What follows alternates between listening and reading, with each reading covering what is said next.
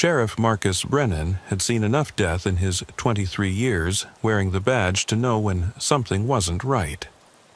The call came in at 4:47 a.m. on a Tuesday morning in October, the kind of pre-dawn darkness that made even seasoned law enforcement officers feel uneasy.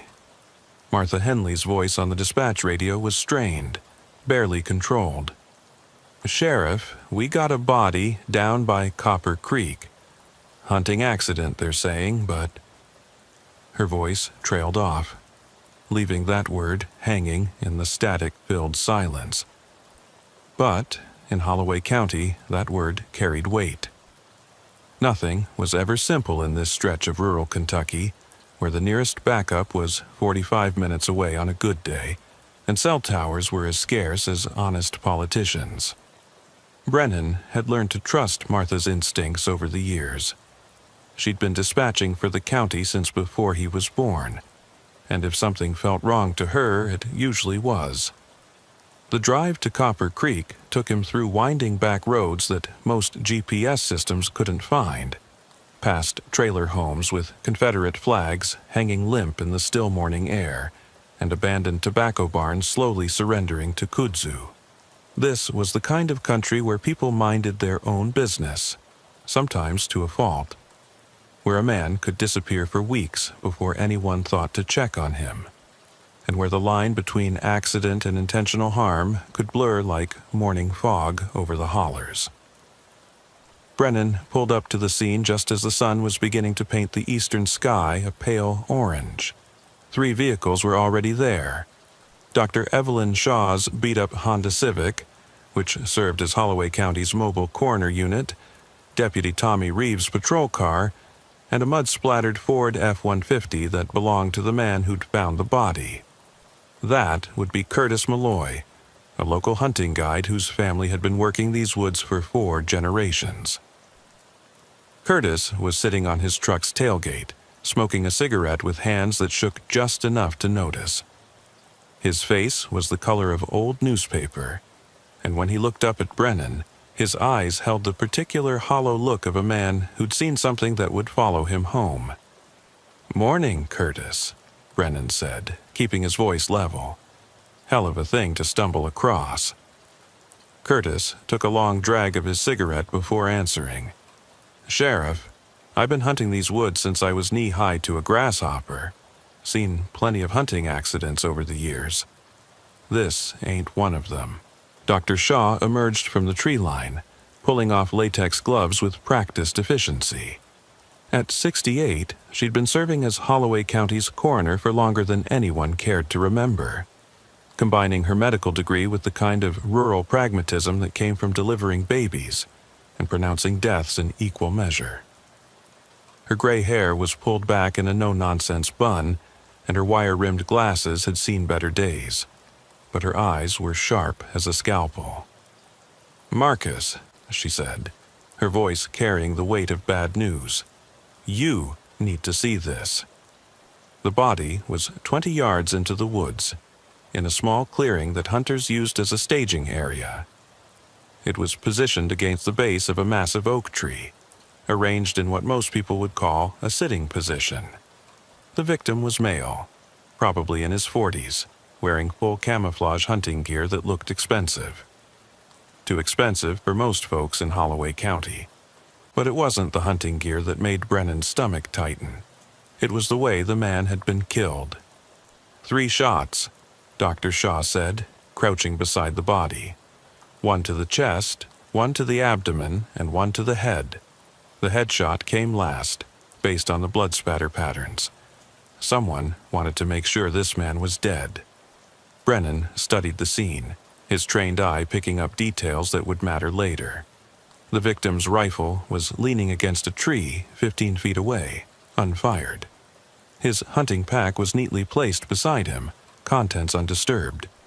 No signs of struggle, no defensive wounds visible. Whoever had done this had caught their victim completely off guard. "Any ID?" Brennan asked. Deputy Reeves, an earnest young man who'd joined the department straight out of the community college's criminal justice program, stepped forward with an evidence bag. Driver's license says David Harrison, age 42, address in Louisville. Looks like he was staying at the Whispering Pines Lodge. Brennan knew the place. It was one of those upscale hunting lodges that catered to city folks who wanted to play Daniel Boone for a weekend. The kind of operation that charged more for 3 days than most locals made in a month. It was owned by the Carver family, who'd been buying up property in Holloway County for the past 5 years, turning working farms into hunting preserves for wealthy clients. "Curtis, you know anything about this fellow?" Brennan asked. Curtis flicked his cigarette butt into the dirt and ground it out with his boot heel. "Never seen him before, but I heard tell there was some city hunter bragging at Mac's Tavern last night about the 10-point buck he was gonna bag this morning. Said he had a guaranteed spot that was gonna make him famous among his hunting buddies back home." "Guaranteed spot?" Dr. Shaw raised an eyebrow. "That's not how hunting works." "No, ma'am, it ain't," Curtis agreed. "But that's what's got folks around here all stirred up.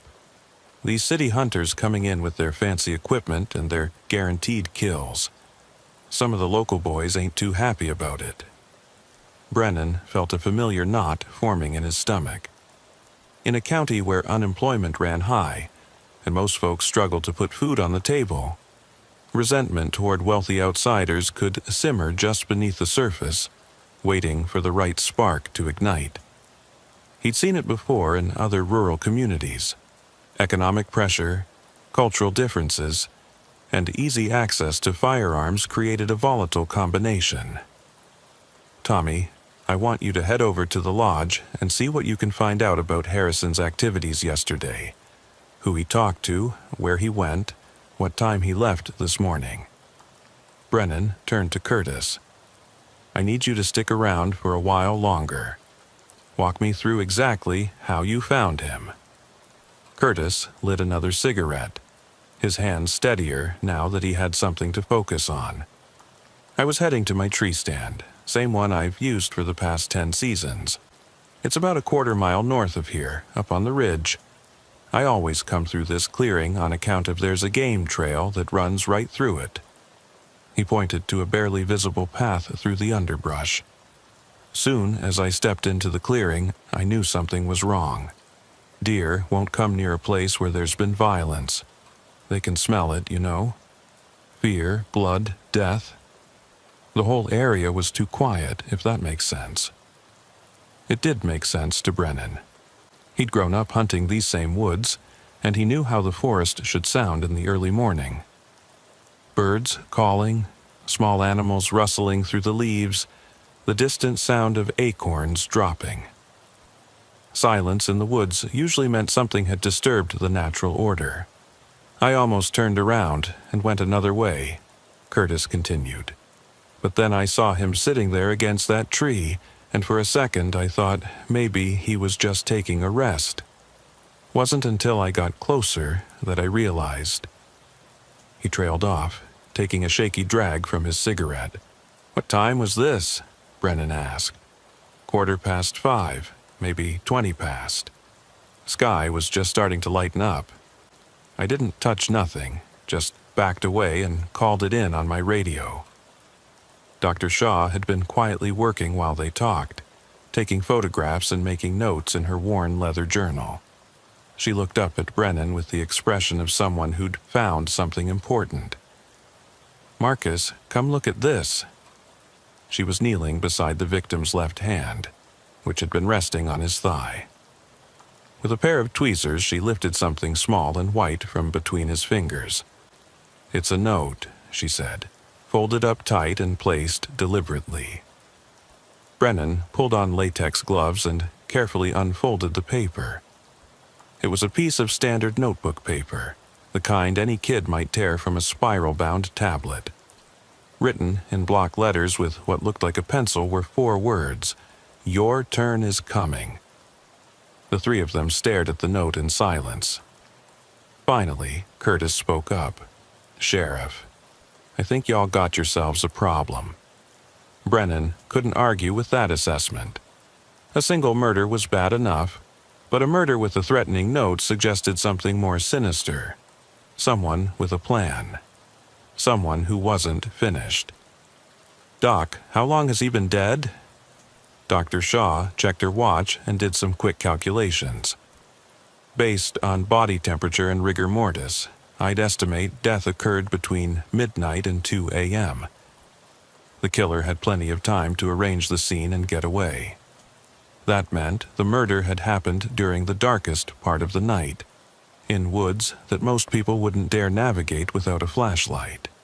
Whoever had done this knew these trails well enough to move around in complete darkness. That narrowed the suspect pool considerably. Brennan's radio crackled to life. It was Martha's voice, tense with urgency. "Sheriff, we got another situation. Jerry Atwood just called in. Says his hunting cabin was broken into last night and there's a message spray-painted on his door." "What kind of message?" Brennan asked, though he had a sinking feeling he already knew. "Same thing you'd expect from someone making threats. You're next in red paint." Jerry Atwood owned one of the larger hunting operations in the county, a business that had been in his family for 3 generations.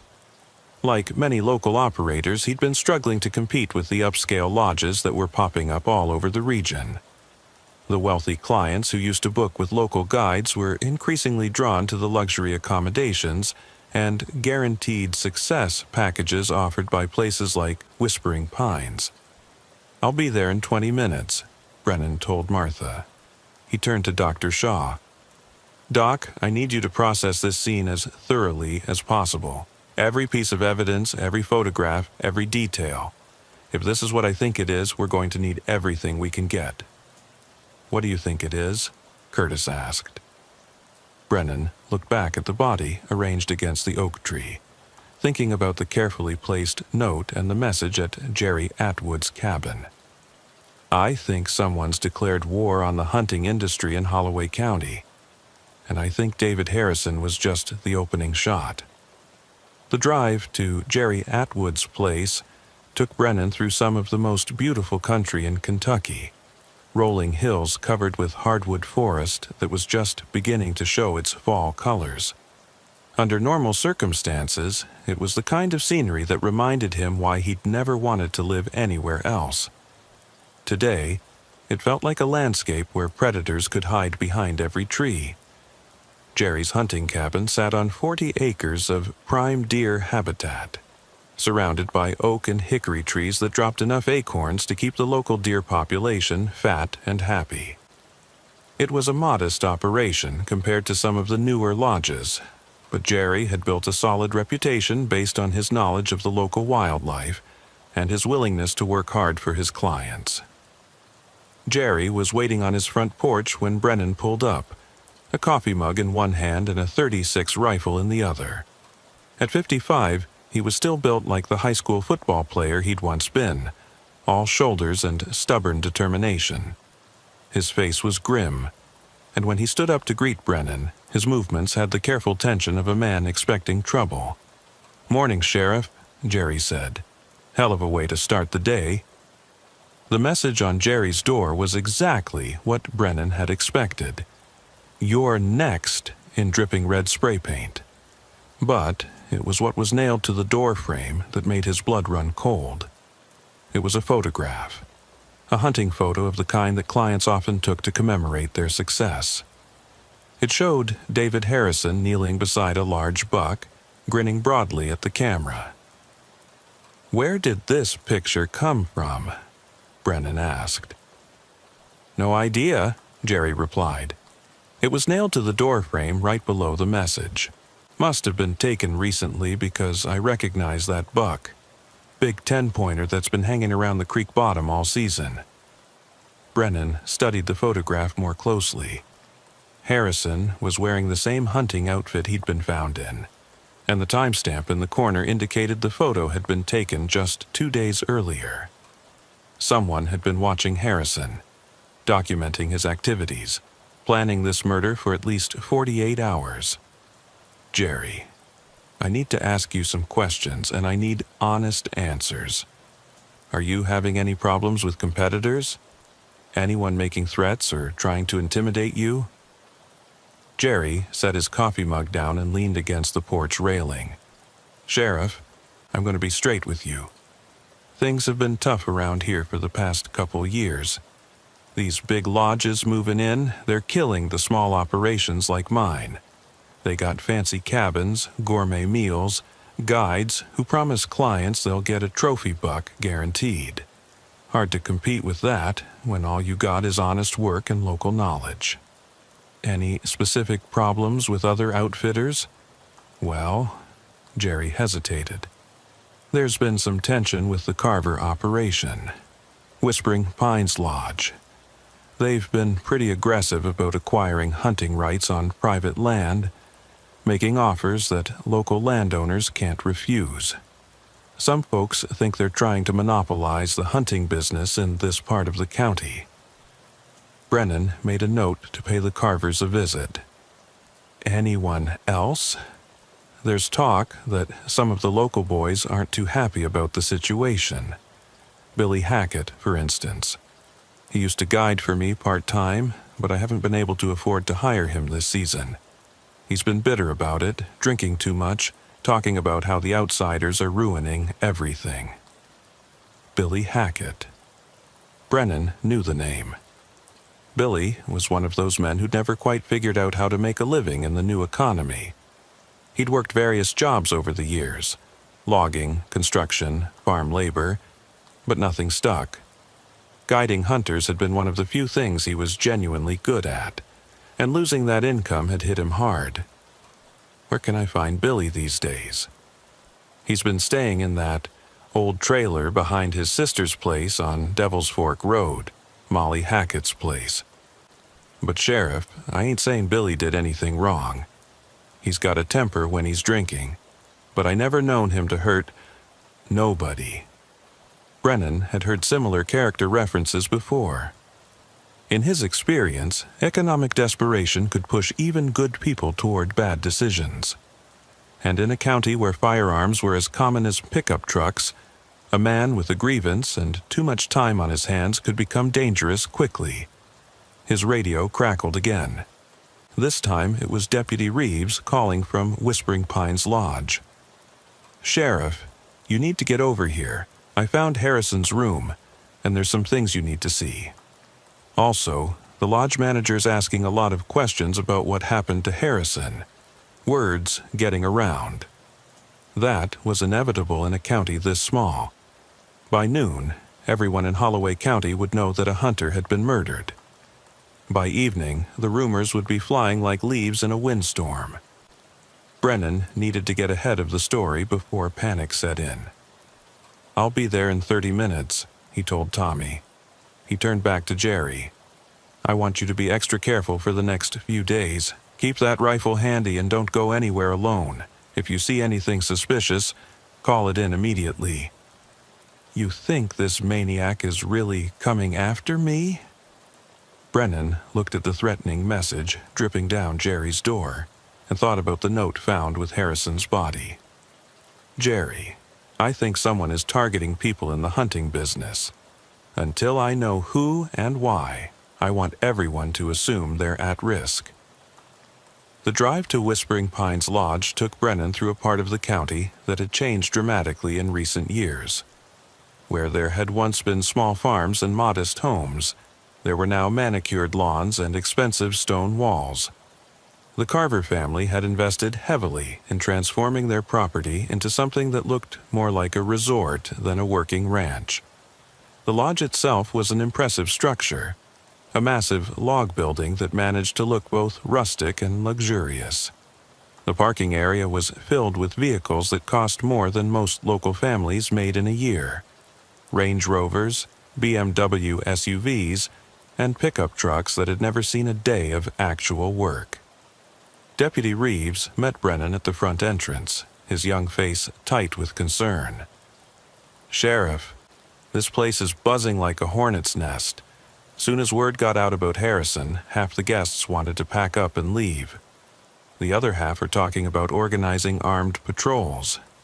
"Armed patrols?" Yeah, they think there's some kind of anti-hunting terrorist loose in the woods. A few of them are talking about hunting the hunter, if you know what I mean. That was exactly what Brennan had been afraid of. The last thing Holloway County needed was a bunch of armed city folks playing vigilante in unfamiliar territory. Who's in charge here? Robert Carver. He's the one who manages the day-to-day operations. His father owns the place, but he mostly stays back in Louisville. Robert's been trying to keep everyone calm, but you can tell he's worried about his business. They found Robert Carver in the lodge's main common room, a vast space dominated by a stone fireplace large enough to roast a whole deer. He was a man in his early 40s, dressed in the kind of outdoor clothing that cost a fortune, but had never seen real use. His appearance was carefully crafted to suggest rugged competence, but his soft hands and nervous manner suggested otherwise. "Sheriff Brennan, thank God you're here," Carver said, approaching with the quick steps of a man under pressure. "This is a disaster. Do you have any idea who killed David? Our guests are terrified." "I'm still investigating, Mr. Carver. I need to ask you some questions about Harrison's activities yesterday." "Of course. Anything I can do to help." David was one of our premium clients, booked the presidential package. That includes a private guide, guaranteed trophy opportunity, and luxury accommodations. Guaranteed trophy opportunity? Carver's expression became slightly uncomfortable. "Well, it's a marketing term. We have excellent hunting grounds and experienced guides. Success rates are very high." Brennan made a mental note to explore that topic further. "Who was Harrison's guide?" "Marcus Webb. He's been with us for 2 years. Came highly recommended from an operation down in Tennessee. Very professional, knows these woods better than anyone." "I'll need to speak with him." "That might be difficult. Marcus didn't show up for work this morning. We've been trying to reach him all day, but his phone goes straight to voicemail." Brennan felt that familiar tightening in his chest that came when a case started to get complicated. "When did you last see Webb?" "Yesterday evening, around 8 o'clock. He'd just finished briefing David about this morning's hunt. Everything seemed normal. I'll need Webb's address and phone number. Also, I want to see Harrison's room." Harrison's room was on the lodge's 2nd floor, with a view of the forest where he'd died just a few hours earlier. It was expensively appointed, with leather furniture and local artwork that probably cost more than most people's cars. But it was what Deputy Reeves had found in Harrison's belongings that interested Brennan most. "Look at this," Tommy said, pointing to an open laptop on the room's writing desk. The screen showed an email account with several recent messages. Harrison was corresponding with someone about his hunting trip, but the emails are weird. Brennan read through the messages, his concern growing with each one. The correspondence was with someone calling themselves Mountain Justice, and the tone was increasingly threatening. "Mr. Harrison, you should reconsider your planned hunting trip to Holloway County. The local wildlife deserves better than to be slaughtered by wealthy outsiders for entertainment. Your guaranteed trophy hunt is an insult to the traditions of this region. Real hunters earn their success through skill and patience, not through purchasing it. If you proceed with your hunt, you will face consequences. This is not a threat, it is a promise." The final email had been sent just 12 hours before Harrison's murder. "Your time is up. The reckoning begins at dawn." "Has anyone else seen these?" Brennan asked. "Just me," Tommy replied. "I figured you'd want to see them first." "Good thinking. I want this laptop bagged as evidence, and I want every one of these emails printed out." Brennan turned to Carver, who had been reading over his shoulder. "Mr. Carver, have any of your other guests received similar messages?" Carver's face had gone pale. I don't know. This is the first I've heard of anything like this." "Sheriff, what are we dealing with here?" Before Brennan could answer, his radio erupted with Martha's voice, more urgent than he'd ever heard her. "Sheriff, we got a major situation developing. Billy Hackett just walked into Mac's tavern carrying a rifle and demanding to know which of the hunters killed his brother. Says he's got a list of names and he ain't leaving until he gets justice." Brennan's blood went cold. Billy Hackett had a brother named Daniel, who died in a hunting accident 3 years earlier. It had been ruled accidental, a case of mistaken identity during deer season, but the family had never fully accepted that conclusion. "Martha, is Billy threatening anyone specifically?" "He's got a piece of paper with names on it. From what I can hear in the background, it sounds like he's reading off the names of everyone who's been hunting in the county this week. Sheriff, there's at least a dozen people in that tavern, and half of them are armed. I'm on my way. Call in every available unit and get the state police on the line. Tell them we might need backup." Brennan turned to Deputy Reeves. "Tommy, I want you to stay here and keep these people calm. Don't let anyone leave the lodge and don't let anyone form any vigilante groups. If this situation gets out of hand, it could turn into a war zone." Mac's Tavern was located in the heart of Holloway County's small downtown district, a collection of weathered buildings that had seen better days. The tavern itself was the kind of place where working men came to drink beer and complain about their problems, where everyone knew everyone else's business and where tempers could flare over the smallest disagreements. Brennan could see the situation was serious before he even got out of his patrol car. There were pickup trucks and cars scattered around the tavern's parking lot in haphazard patterns, as if their owners had arrived in a hurry. Through the windows he could see the silhouettes of people standing in tense groups. He called Martha on his radio. "What's the current situation?" "Billy's been in there for about 20 minutes. Far as I can tell, he hasn't hurt nobody yet, but he's agitated and drinking. Keep talking about his brother Daniel and how the rich hunters killed him and covered it up." "Any word from the state police?" "They're sending a negotiator, but it'll be at least an hour before he gets here. You're on your own for now." Brennan checked his sidearm and approached the tavern's front door. Through the glass he could see Billy Hackett standing near the bar, a lever-action rifle cradled in his arms. Billy was a big man, probably 6'4" and built like a lumberjack, with the kind of beard that suggested he'd given up caring about appearances. His eyes were red-rimmed, whether from drinking or crying or both. The tavern's other patrons were pressed against the walls, trying to stay out of Billy's line of sight. Brennan recognized most of them. Local workers, a few farmers, and unfortunately, 3 men wearing expensive hunting gear who were obviously guests from one of the lodges. Brennan took a deep breath and pushed through the door.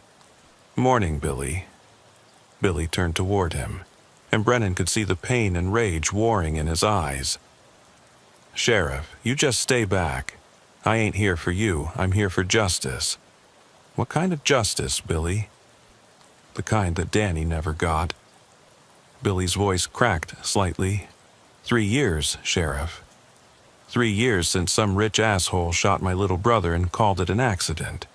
3 years of watching more and more of these hunters come into our county, treating it like their personal playground. Brennan moved slowly closer, keeping his hands visible and his voice calm. "Billy, we investigated Danny's death thoroughly. It was a tragic accident, but there was no evidence of foul play." "Bullshit." Billy swung the rifle toward the 3 hunters cowering against the far wall. "You think I don't know what really happened? You think I don't know about the cover-ups and the bribes and the way rich folks get different treatment?" One of the hunters, a middle-aged man wearing enough camouflage to outfit a small army, spoke up in a shaky voice. "Sir, I don't know anything about your brother. We just came here for breakfast." "Shut up," Billy shouted. "You think you can just come here and kill whatever you want? You think our woods and our animals are just here for your entertainment? Brennan could see the situation deteriorating rapidly. Billy was drunk, grieving, and armed. The hunters were terrified and might do something stupid. The local patrons were caught in the middle, and some of them were probably armed as well. Billy, let's talk about this outside. Just you and me. I ain't going nowhere until someone pays for what happened to Danny. What do you want, Billy? What would make this right? Billy's face contorted with emotion. I want them gone. All of them. I want these rich bastards to stop coming here and treating us like we're part of the scenery. I want... His voice broke completely, and for a moment he looked like a lost child rather than a dangerous man with a gun. That's when Brennan noticed something that changed everything. Billy was holding a piece of paper in his left hand, and even from across the room, Brennan could see that it was covered with handwriting, the same block lettering he'd seen in the note found with David Harrison's body. Billy, where did you get that list? Billy looked down at the paper as if he'd forgotten he was holding it. Someone left it at my trailer last night. Said it had the names of all the hunters who were responsible for Danny's death. Who left it? I don't know. Found it tacked to my door this morning, along with a note saying it was time to make things right. Brennan felt pieces of the puzzle clicking into place. Someone was manipulating Billy, using his grief and anger to create chaos. The same someone who had murdered David Harrison and left threatening messages for Jerry Atwood. Billy, I think someone's been lying to you. I think someone's trying to use you to hurt innocent people. You're lying. But there was uncertainty in Billy's voice now, a crack in his rage that Brennan could work with. Let me see that list, Billy. Let me help you figure out what's really going on. Billy hesitated, looking between the list and the terrified hunters. Finally, slowly, he extended the paper toward Brennan. The list contained the names of 12 people, all hunters who had visited Holloway County in the past month. David Harrison's name was at the top, with a red line drawn through it.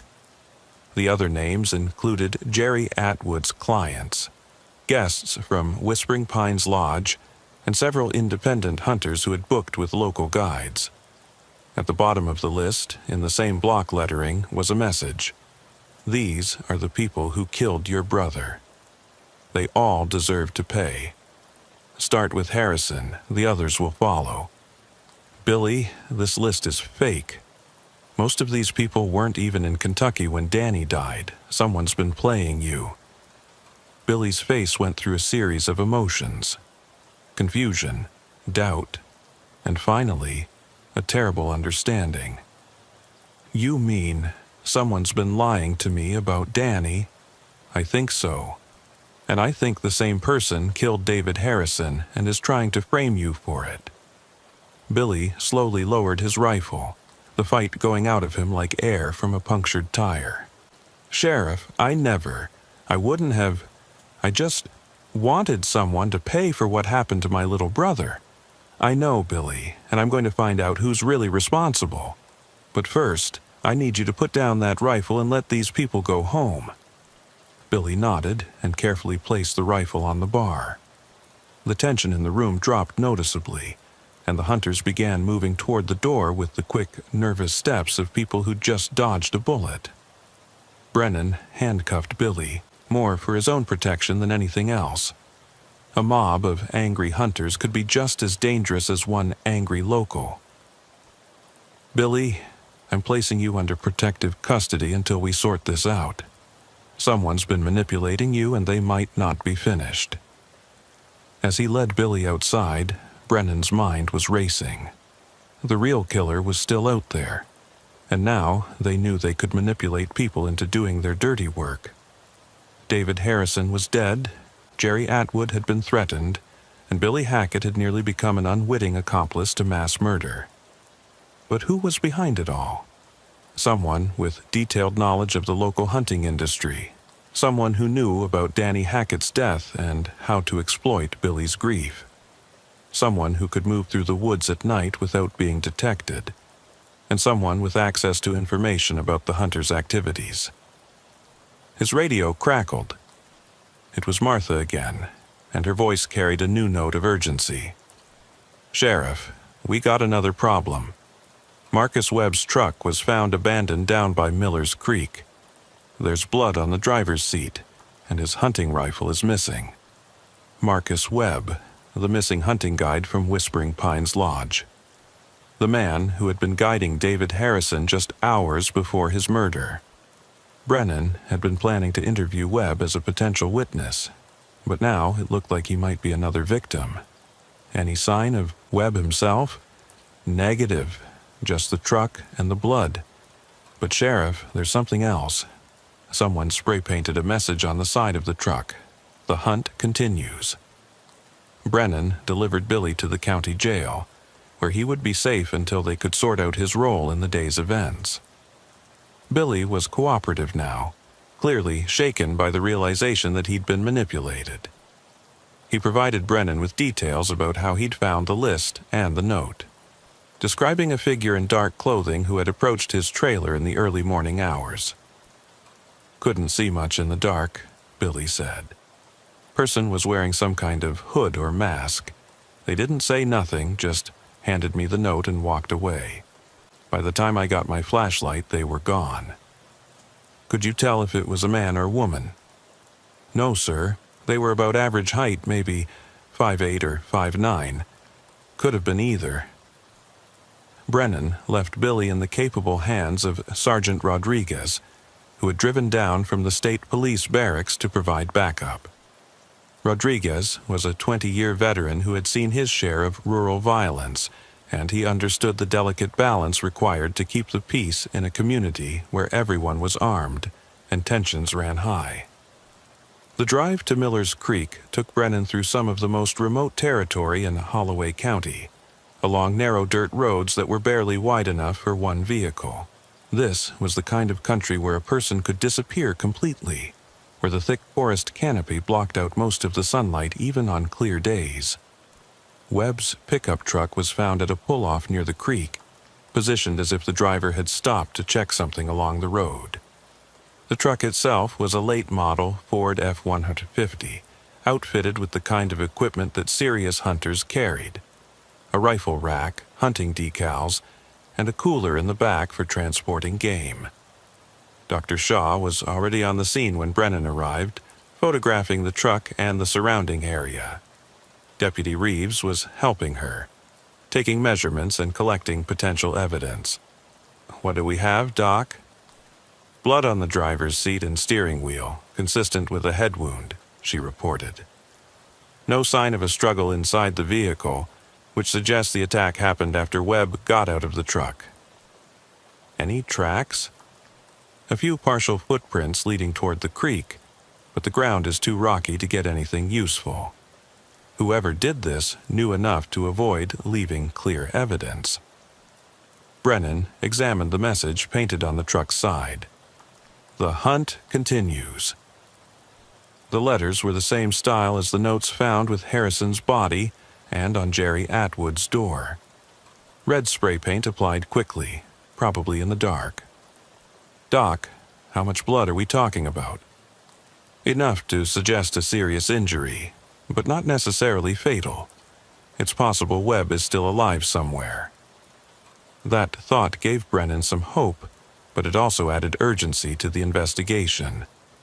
If Webb was alive but injured, time was running out. Deputy Reeves had been searching the area around the truck and called out from near the creek bank, "Sheriff, I found something." Brennan and Dr. Shaw hurried over to where Tommy was kneeling beside the water. He was pointing to a set of drag marks in the muddy bank, as if something heavy had been pulled down to the water's edge. "Looks like someone dragged Webb down here," Tommy said, "but there's no body in the creek." Dr. Shaw knelt beside the drag marks, studying them with the practiced eye of someone who had spent decades reading the story that violent crime left behind. These marks are fresh, probably made within the last few hours. But look at this. She pointed to a series of smaller marks in the mud, parallel to the drag marks. Rope burns. Someone tied Webb up and dragged him, but he was probably still alive when they moved him. Why drag him away from the truck? Brennan asked. Why not just kill him there? Because this killer wants something from Webb, Dr. Shaw said grimly. Information, maybe. Or they want him alive for some other purpose. Brennan felt his stomach clench. In his experience, when killers kept victims alive, it was rarely for merciful reasons. Tommy, I want you to organize a search team. Get some volunteers from town, people who know these woods. We need to find Webb before... He didn't finish the sentence, but they all understood. Before the killer decided Webb had outlived his usefulness. The radio crackled with Martha's voice.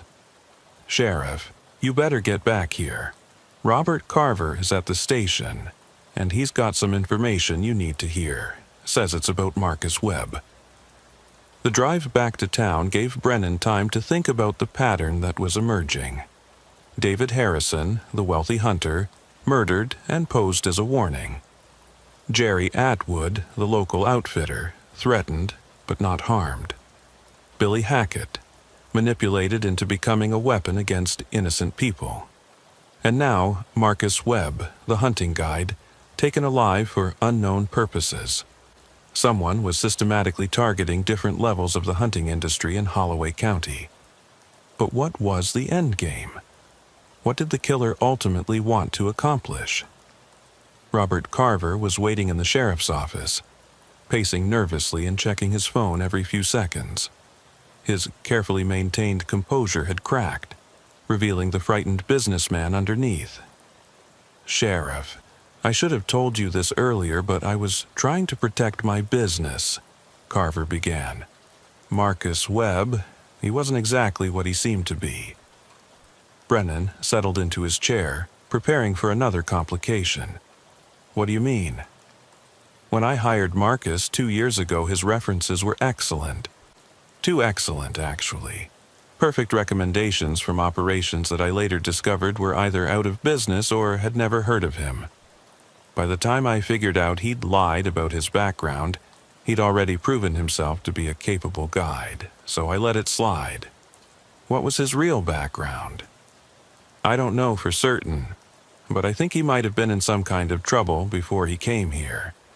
He was always nervous about having his picture taken, never wanted to be included in any of our promotional materials, and he paid for everything in cash, never used credit cards or checks. Did he have problems with any of the clients? Carver hesitated. There were incidents, nothing that resulted in formal complaints, but some guests mentioned that Marcus seemed to have strong opinions about hunting ethics. He disapproved of the guaranteed trophy packages, thought they were unsporting. Strong enough opinions to do something about it. I don't know, but Sheriff, there's something else. Marcus had access to all of our client information. He knew who was coming, when they were arriving, where they planned to hunt. If someone wanted to target our guests... The implications hit Brennan like a physical blow. Marcus Webb wasn't a victim. He was a suspect. A hunting guide with access to detailed information about wealthy clients. Someone who disapproved of commercial hunting operations.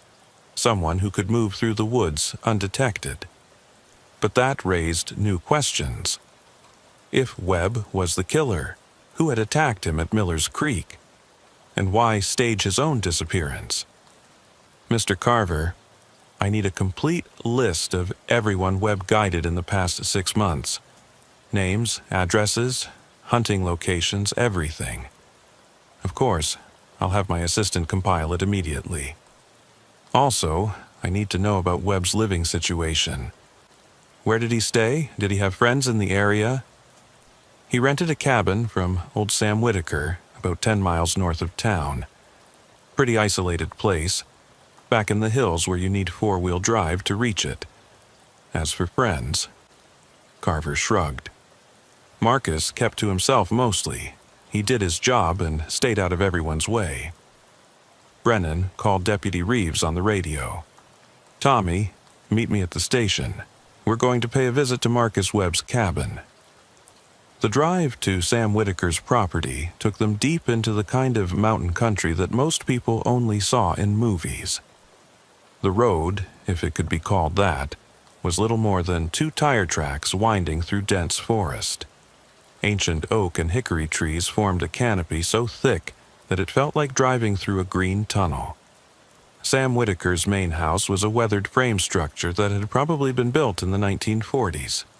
Sam himself was sitting on the front porch when they arrived, a man in his 70s with the kind of deep tan that came from a lifetime of outdoor work.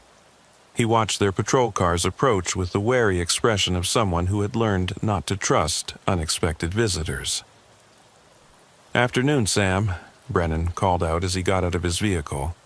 "We need to ask you some questions about Marcus Webb." Sam spat a stream of tobacco juice off the side of his porch. Figured someone would come asking about Marcus sooner or later. Boy's been trouble since the day he showed up. What kind of trouble? The quiet kind. The kind that keeps to himself, but you can tell he's got demons chasing him.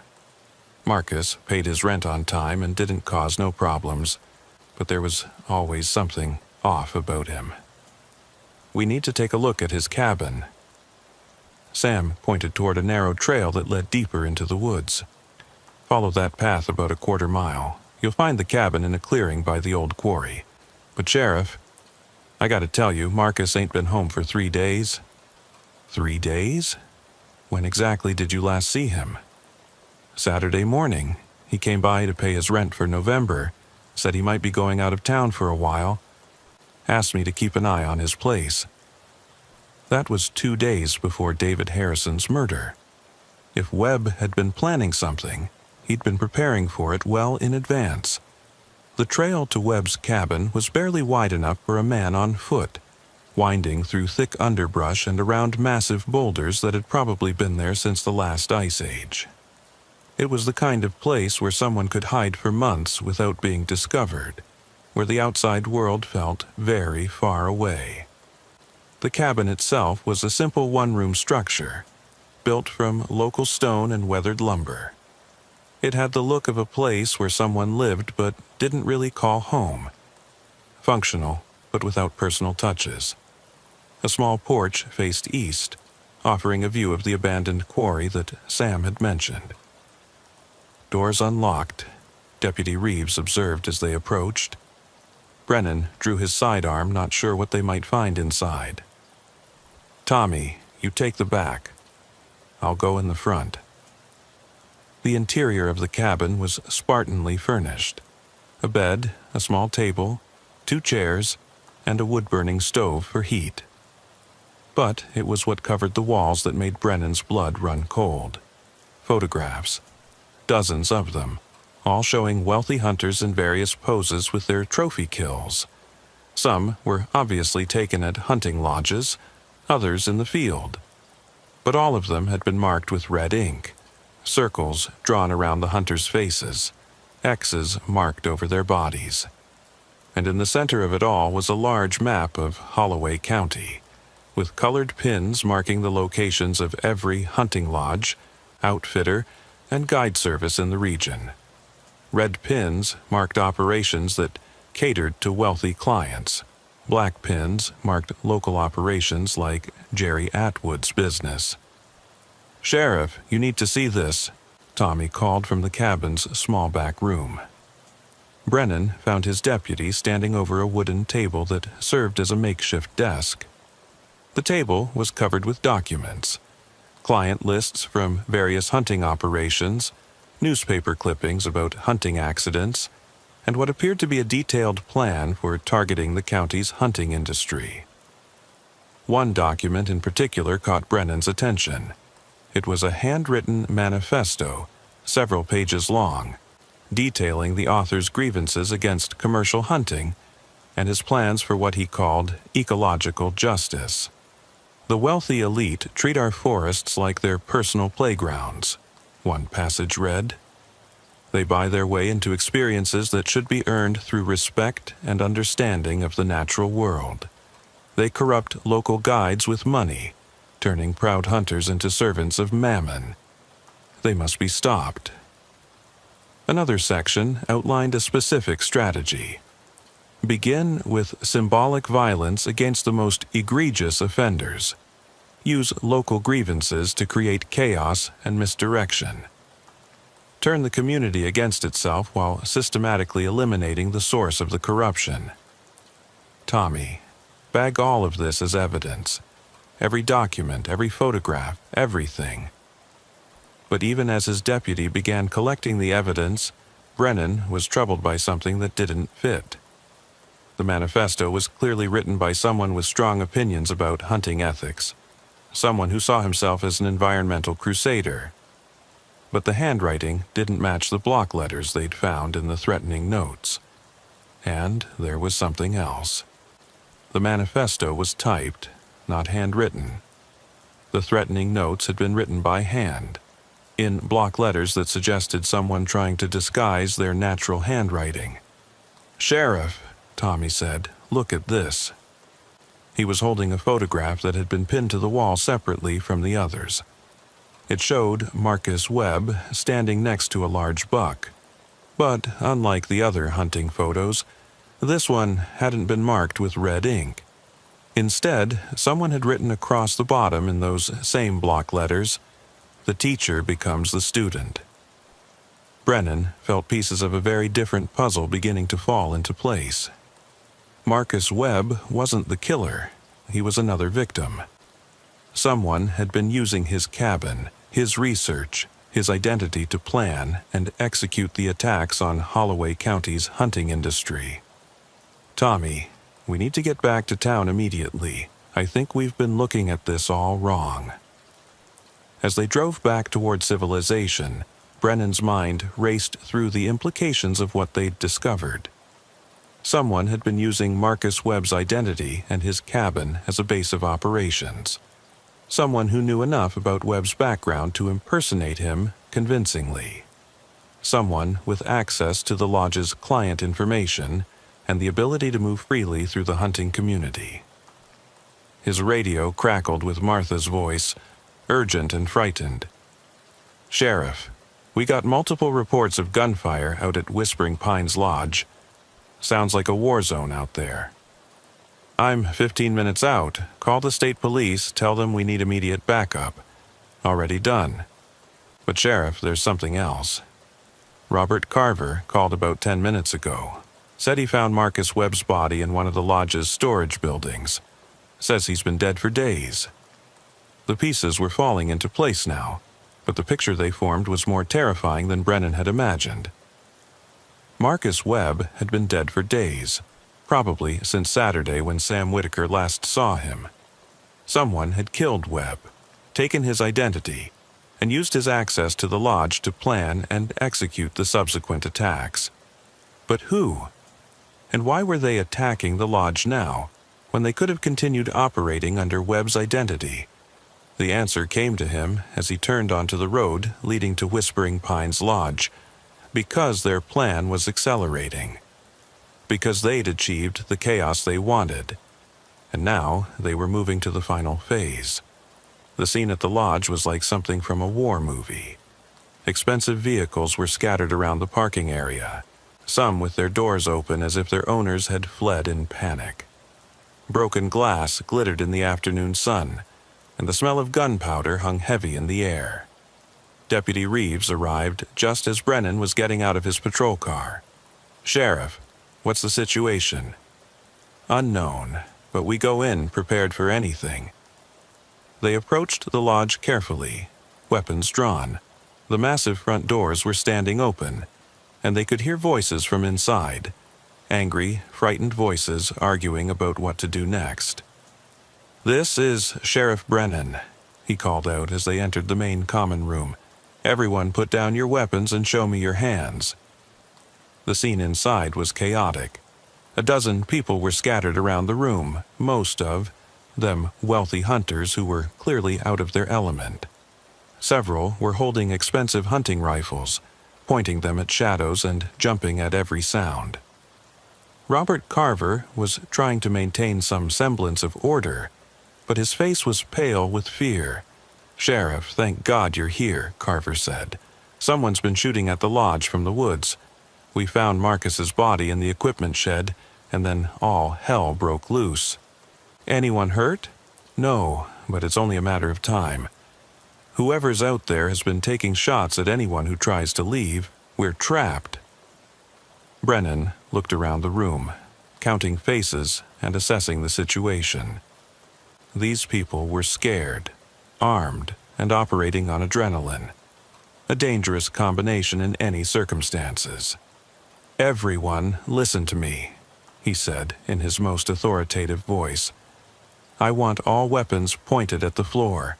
No one shoots unless I give the order. We're going to resolve this peacefully." One of the hunters, a red-faced man in his 50s wearing enough camouflage to outfit a platoon, spoke up angrily. "Peacefully? This maniac has been shooting at us for the past hour. We have the right to defend ourselves. What you have is the right to follow my instructions if you want to get out of here alive," Brennan replied. "Now, someone tell me exactly what happened." The story that emerged was confusing and contradictory, filtered through fear and adrenaline. But the basic facts were clear. Around 2 p.m., Robert Carver had gone to the equipment shed to retrieve some supplies for an afternoon hunting trip. That's when he'd found Marcus Webb's body, hidden behind some stored furniture. Webb had been shot once in the head, execution style. Based on the condition of the body, he'd been dead for several days. Someone had killed him, and then assumed his identity to gain access to the lodge and its client information. While Carver was calling the sheriff's office to report the discovery, gunshots had erupted from the forest surrounding the lodge. Someone was out there with a high-powered rifle, taking carefully aimed shots at anyone who tried to leave the building. "Did anyone see the shooter?" Brennan asked. "No, but whoever it is knows these woods real well," Carver replied. "They're moving around out there, changing positions, making it impossible to pin them down." Brennan's radio crackled with an update from the state police. "Sheriff, we've got units en route. ETA 20 minutes. Sniper team is being deployed from Louisville, but they won't be on scene for at least 2 hours." 2 hours was too long. The situation inside the lodge was already volatile, and it would only get worse as time went on.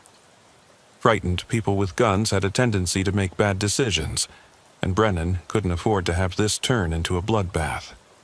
"Tommy, I want you to coordinate with the state police when they arrive. Set up a perimeter, but don't let anyone approach the building until we know what we're dealing with." "What are you going to do?" "I'm going to try to make contact with our shooter, find out what they want." Brennan approached the lodge's front windows carefully, staying low to avoid presenting a target.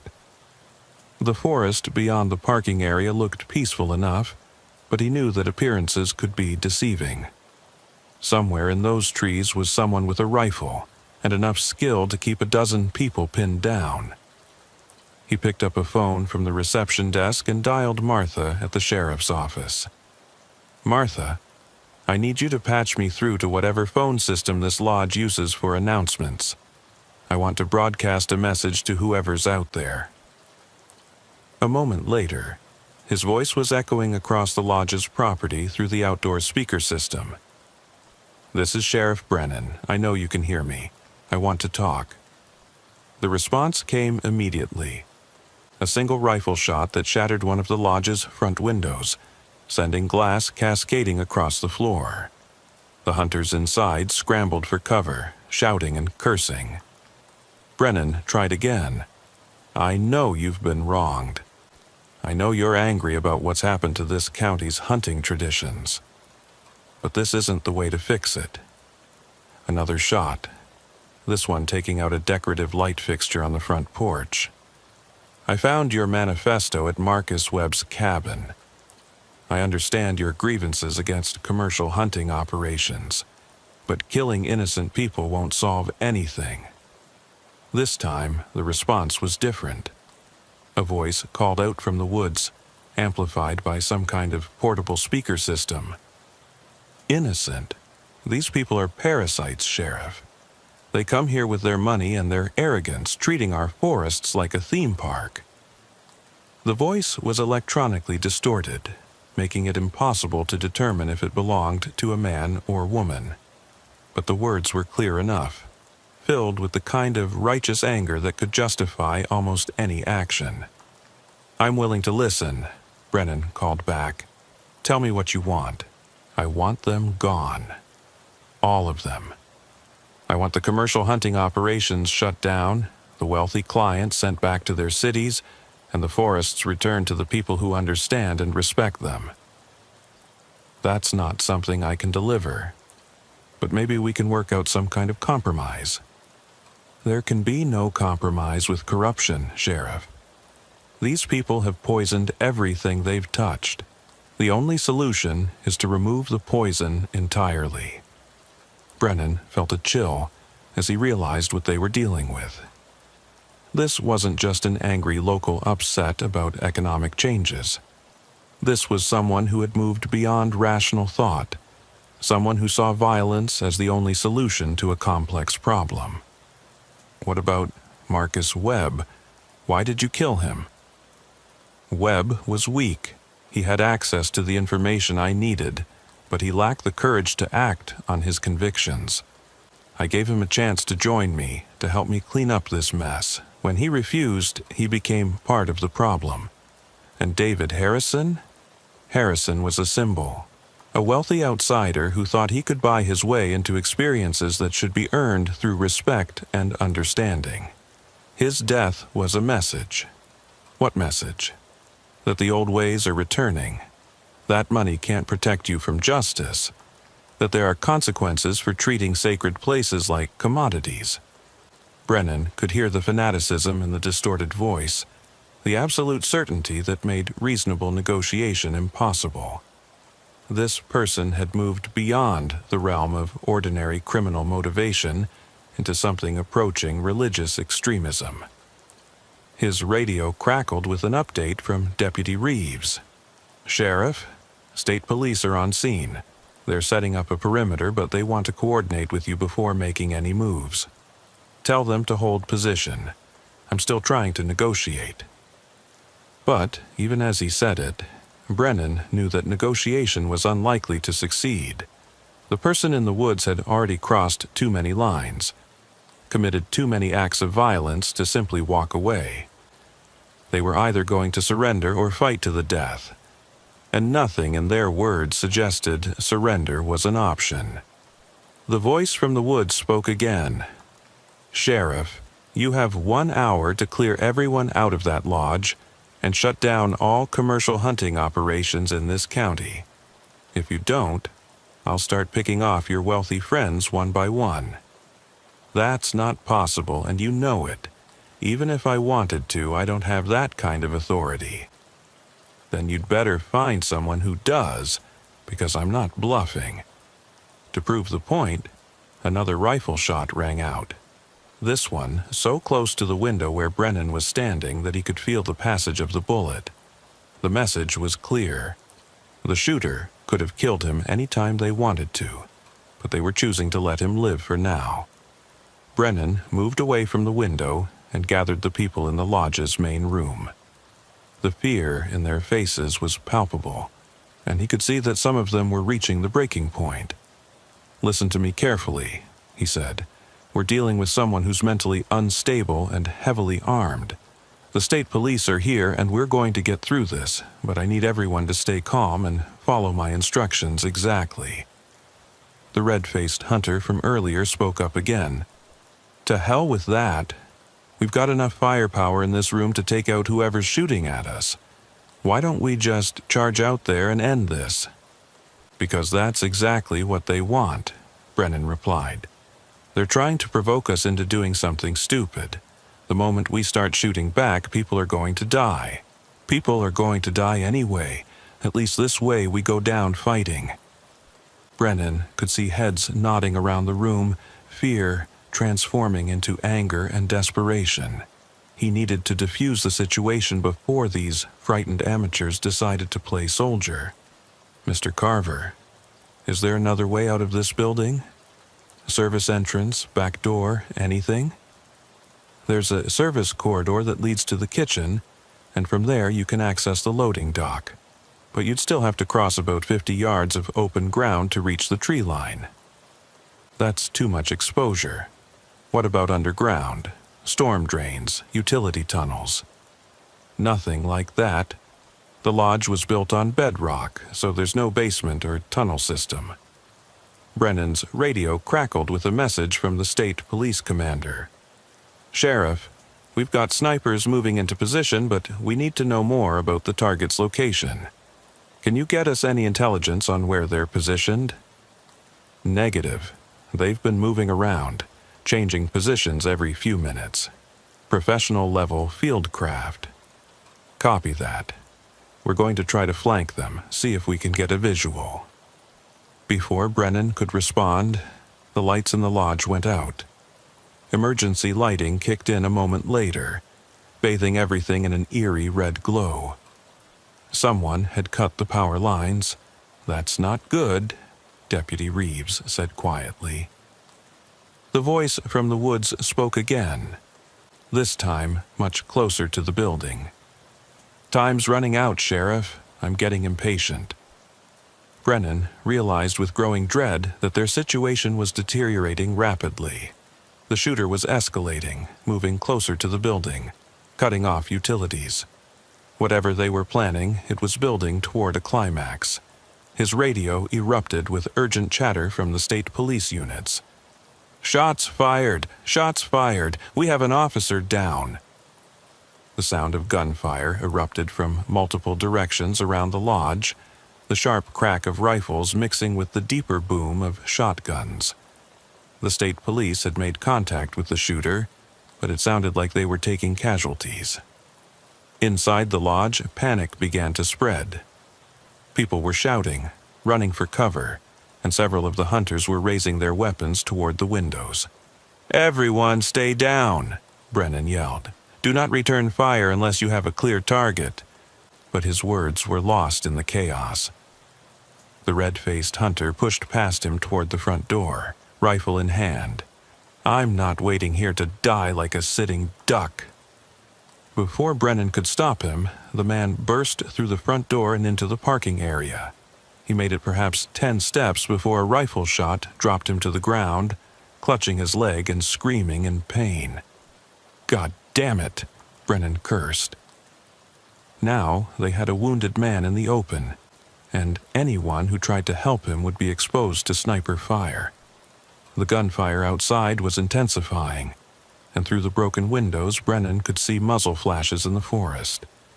The state police were engaged in a running firefight with someone who seemed to know exactly where they were and how to stay one step ahead of them. "Sheriff," Robert Carver said, his voice tight with fear. "What if this isn't just one person? What if there's a whole group of them out there?" The thought had occurred to Brennan as well. The level of coordination, the ability to engage multiple police units simultaneously, the sophisticated planning. It all suggested something more than a lone wolf operation. His radio crackled with an update from the state police commander. "Sheriff, we've got at least 3 different shooting positions identified. Multiple suspects, coordinated movements, professional equipment. This is bigger than we thought. 3 shooters, maybe more. That changed everything. They weren't dealing with a single disturbed individual. They were facing an organized group with military-level training and equipment." "Tommy," Brennan called to his deputy. "Get on the radio to Martha. Tell her to contact the FBI field office in Louisville. We need federal backup." "FBI? You think this is terrorism?" "I think this is beyond our capabilities. These people have been planning this for months, maybe years. They've got detailed intelligence on our hunting industry, sophisticated weapons, and the training to use them effectively." As if to emphasize his point, another volley of gunfire erupted from the woods. This time, several of the lodge's windows exploded inward, sending glass fragments flying across the room. People screamed and dove for cover behind furniture and walls. They're trying to drive us into a panic, Brennan realized. They want us to make mistakes. But understanding their strategy didn't make it any easier to counter. The people in the lodge were civilians, not trained law enforcement officers. They were reaching the limits of their endurance, and when people got desperate enough, they stopped thinking rationally. The wounded hunter in the parking lot was still screaming, his voice echoing off the lodge's walls. Two of his companions were arguing about whether to try to rescue him, their voices growing louder and more heated with each passing minute. "I'm going out there," one of them finally declared. "Bill's my brother-in-law. I can't just leave him to bleed to death." "It's suicide," the other man replied. "Soon as you step outside, they'll cut you down, too." "Then what do you suggest? We just listen to him scream until he dies." Brennan knew he had to do something before the situation deteriorated further. "I'll go," he said. "I'm wearing body armor, and I've got the training for this kind of situation." "Sheriff, that's crazy," Deputy Reeves protested. "You'll be completely exposed out there." "Maybe, but I can't ask civilians to take risks that I'm not willing to take myself." Before anyone could argue further, Brennan moved toward the lodge's front door. He checked his sidearm, adjusted his body armor, and took a deep breath. "If something happens to me, Tommy, you're in charge until the feds arrive. Keep these people calm and don't let them do anything stupid." "Sheriff." "That's an order, Deputy." Brennan pushed through the front door and into the nightmare outside. The wounded hunter was lying about 30 feet away, clutching his leg and moaning. Blood was pooling beneath him, dark against the gravel parking area. The world seemed unnaturally quiet as Brennan began moving toward the injured man. His senses were hyper-alert, scanning the tree line for any sign of movement, any hint of where the next shot might come from. He made it halfway to the wounded hunter before the voice spoke again, this time from a speaker much closer to the building. "Very brave, Sheriff, but ultimately pointless." Brennan didn't respond, continuing his careful advance toward the wounded man. 20 feet, 15, 10. "You can't save them all, you know. This is just the beginning." 5 feet from the wounded hunter, Brennan dropped to one knee and began assessing the man's injuries. The bullet had shattered his left femur, causing significant bleeding but probably not life-threatening damage if they could get him medical attention quickly. "Can you walk?" Brennan asked. "I don't think so," the man gasped. "Legs broken bad." Brennan looked back toward the lodge, calculating distances and angles. It was going to be a difficult rescue under the best circumstances, and these were far from the best circumstances. "I'm going to carry you back to the building," he told the wounded man. "When I pick you up, try to stay as low as possible." He was preparing to lift the injured hunter when the voice from the woods spoke again. "I'm going to give you a choice, Sheriff. You can save this one man, or you can save all the others. But you can't save both." "What do you mean?" "I mean that while you're playing hero out there, my associates are preparing to assault the lodge. You have about 60 seconds to decide what matters more to you." Brennan felt ice form in his stomach. It was a trap, designed to force him into an impossible choice. Save one wounded man and potentially lose a dozen others, or abandon the wounded man to protect the group. The sound of gunfire erupted from the back of the lodge, confirming his worst fears. The shooters had been using the rescue attempt as a distraction while they moved into position for a direct assault on the building. "Sorry," he told the wounded hunter. "I'll be back for you."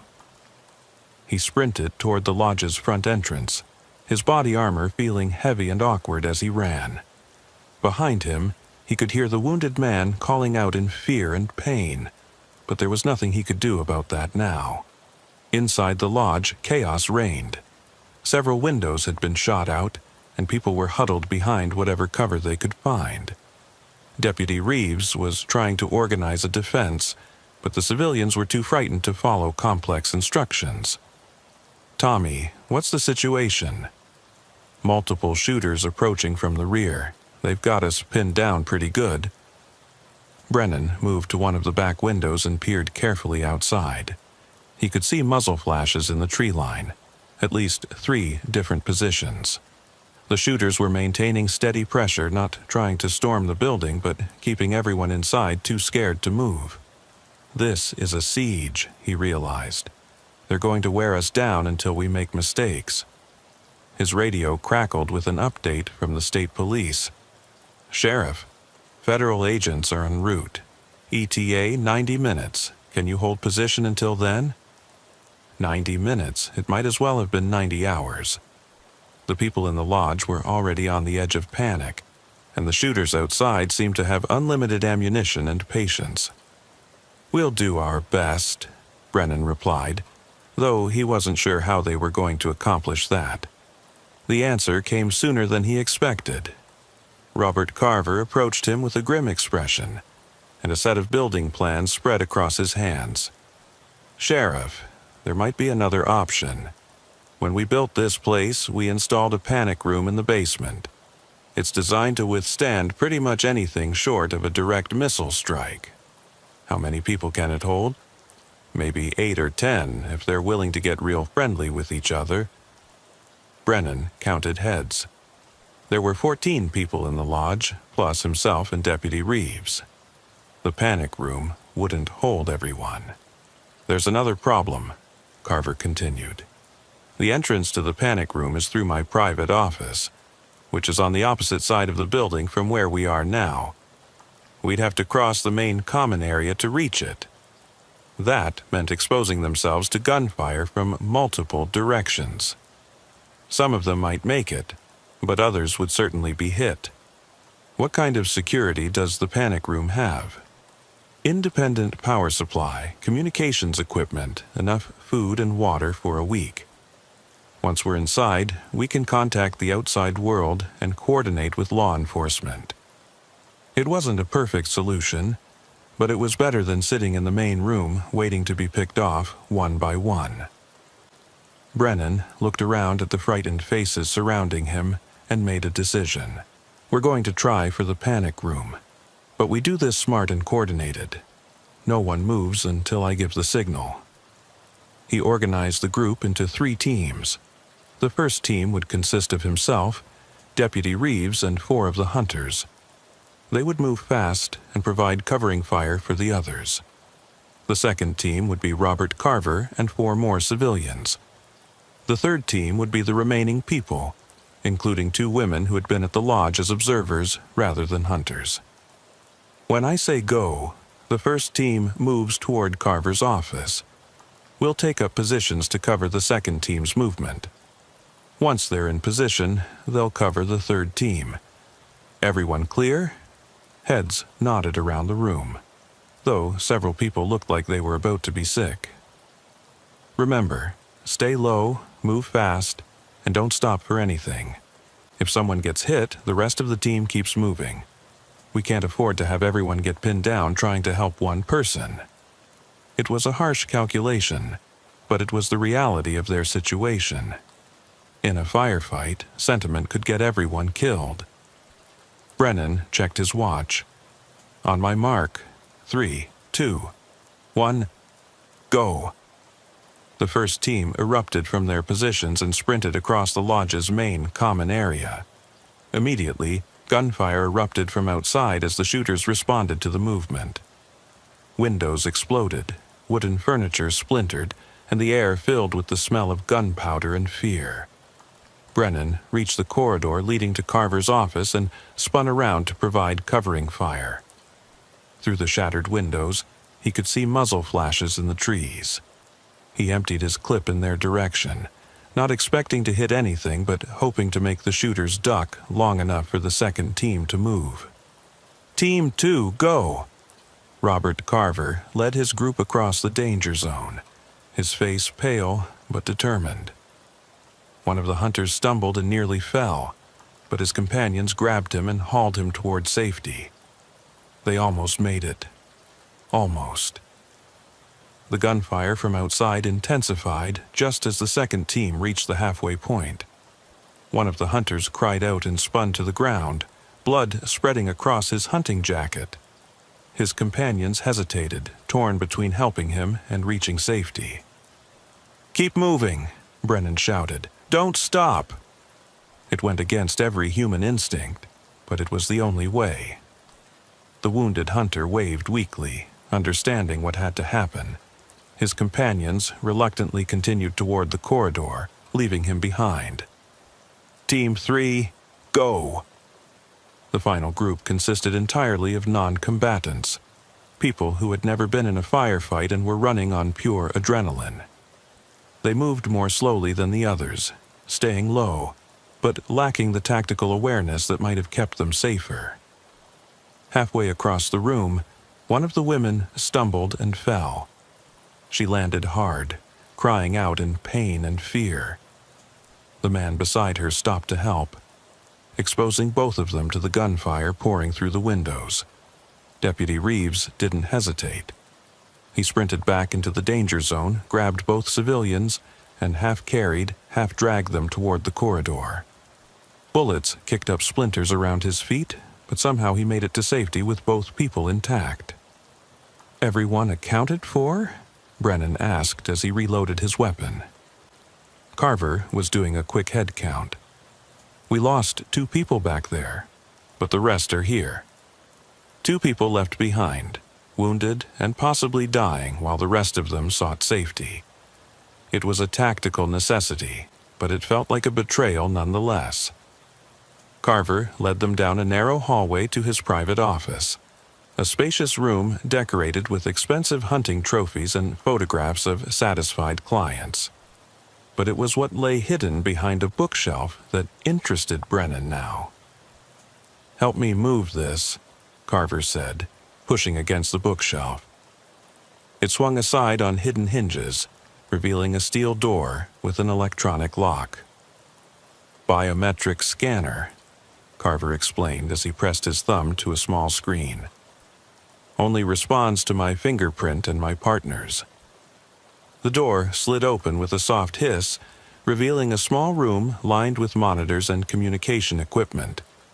It was cramped but well appointed, with supplies that could sustain a small group for several days.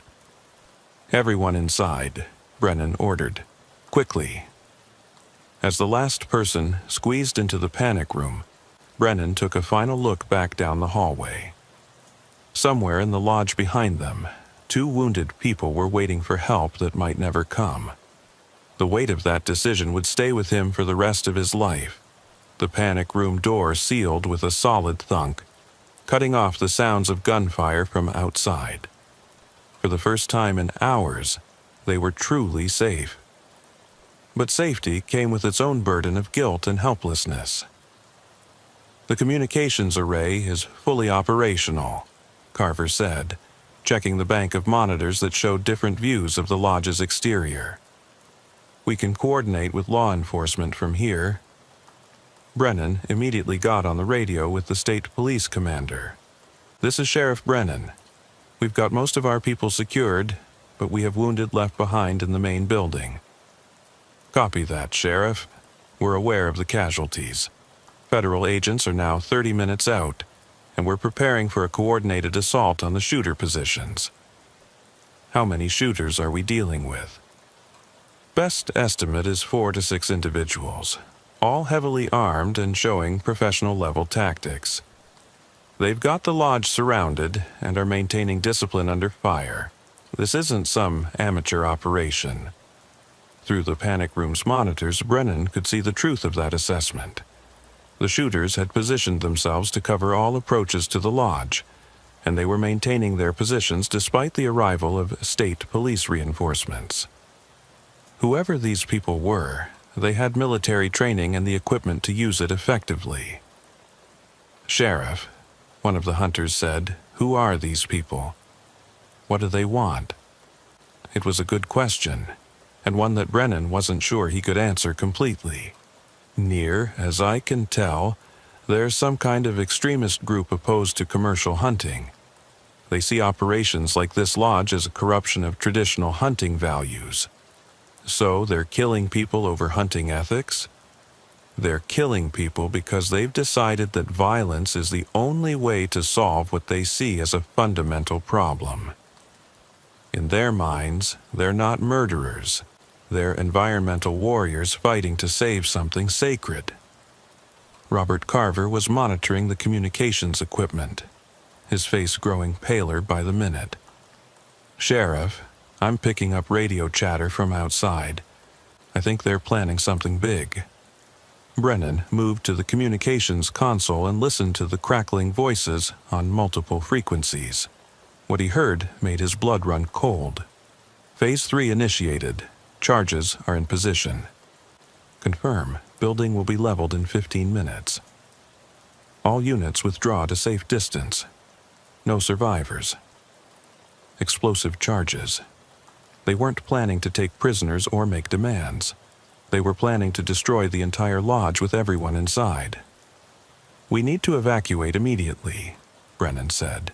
"They're going to blow the building."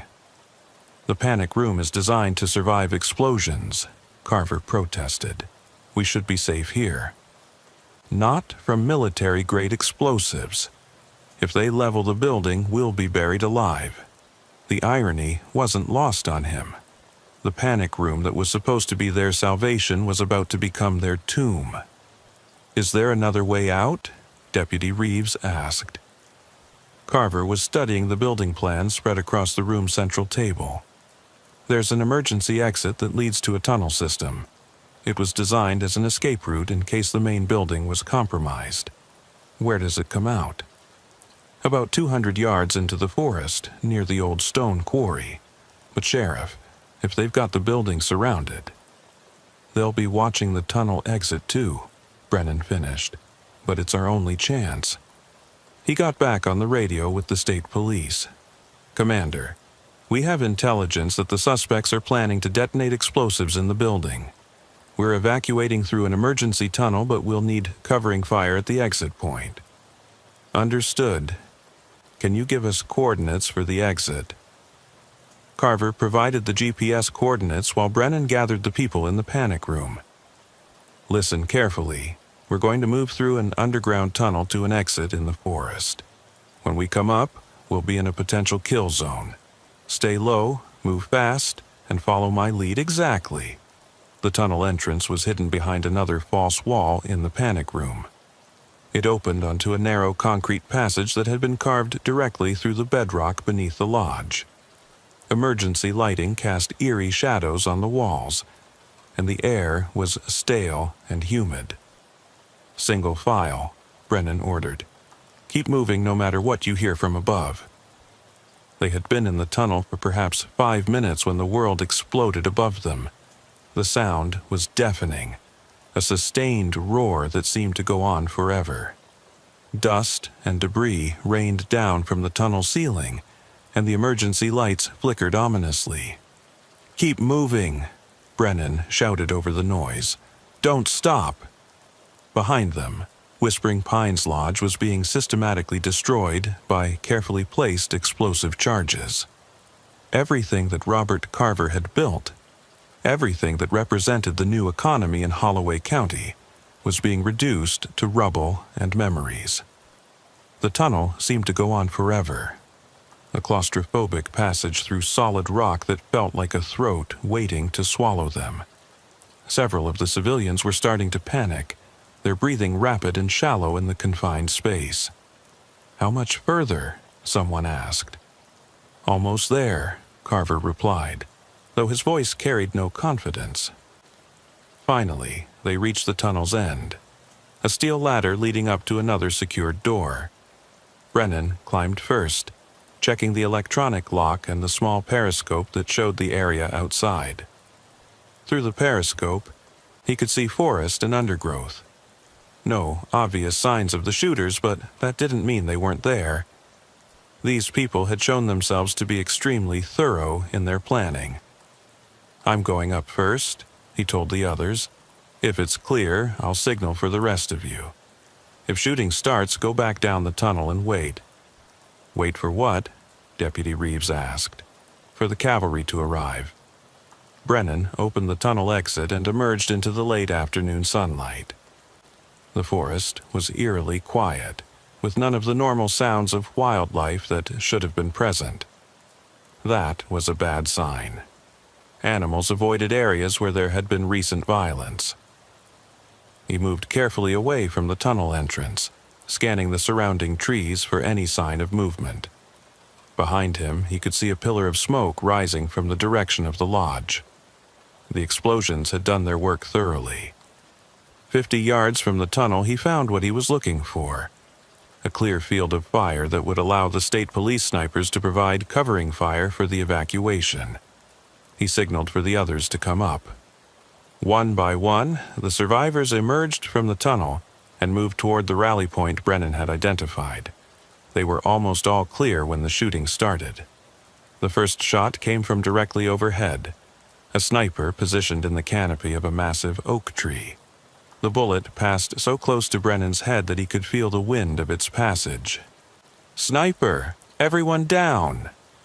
The group scattered, seeking whatever cover they could find among the trees and rocks.